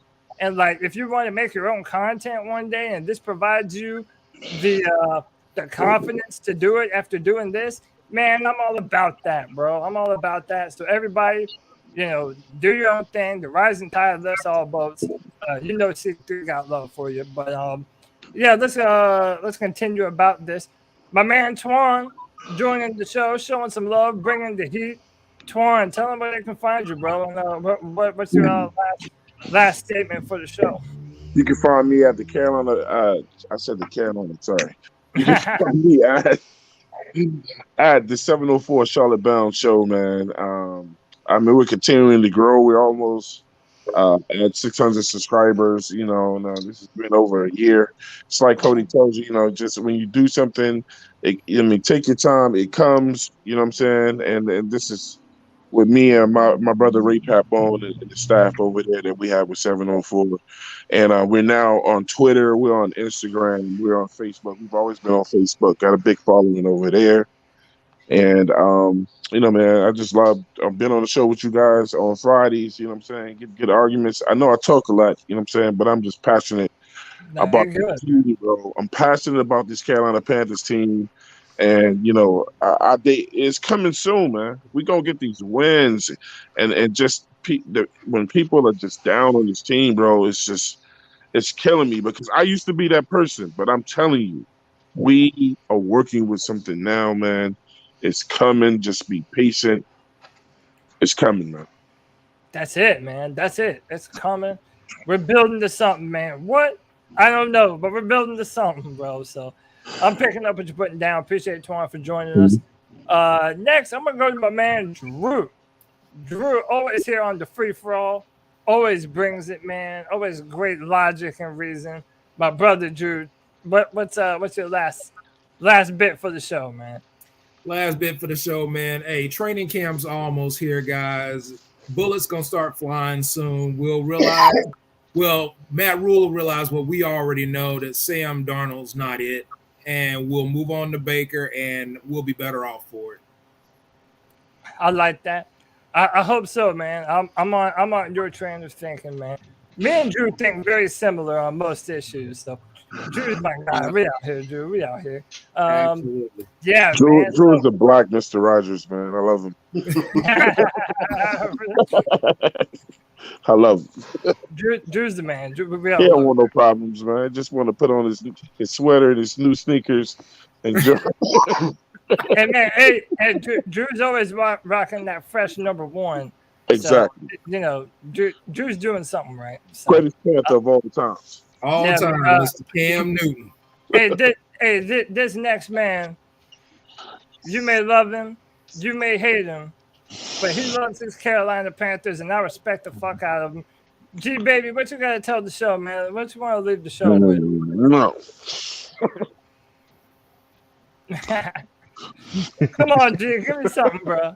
Come on, bro. Don't go quiet now, bro. Come on, bro. Bro, I got- bro, you know. Oh, sorry. I got 3 statements. Actually, I got 4 statements to make, man. 1, Drew, Yo, you wearing a Cam Newton jersey, bro. Cam Newton is my favorite player of all time, bro. You was shitting on him at the beginning of the show. Take that fucking jersey off. what did I say about Cam Two, Newton? We a 2-win team. We a 2-win team. 3, we gonna have a top 3 draft pick of the NFL fucking draft. And 4, Matt Rule's still gonna be the fucking coach for the next 2 fucking years because David Tepper is running the fucking show. Hey, G baby, if Steve Smith saw you, he would smack his jersey off your Steve ass. Smith don't even fuck with Baker Mayfield, bro. No, we're off the Steve Smith don't even fuck with Baker Mayfield, bro. Steve Smith said no, Baker Hey, I'm not the only one that feels this way. Jake Delhomme said it best, man. BakerMayfield ain't about to come in here. It's like y'all want to go home. Y'all want to leave. Next. I'm gonna start a whole argument right when we walk out. I'm Hold up, get out of wait, here. Cody, hold up, wait. I gotta go back to G Yeah, baby. man, What did I go say ahead, about Cam Newton? Man, you was shitting on Cam this When week did when I I first came in here. When have I ever shit on Cam Newton? Bro, you shit on Cam all the time, G. All I'm gonna say is bro. all I'm gonna say is, man, I was trying to end this show on a positive note. Gee, what the hell, man? When did I ever shit on Cam Newton? Bro, you can't be shooting. You gotta leave you with a fight for next week. Yeah, bro, you can't There's be a reason to shots come across the back bow at now. my man There's a Drew reason at to the come last back. moment. G baby, Yeah, like jersey off because you ain't no damn Panthers fan. All right, look.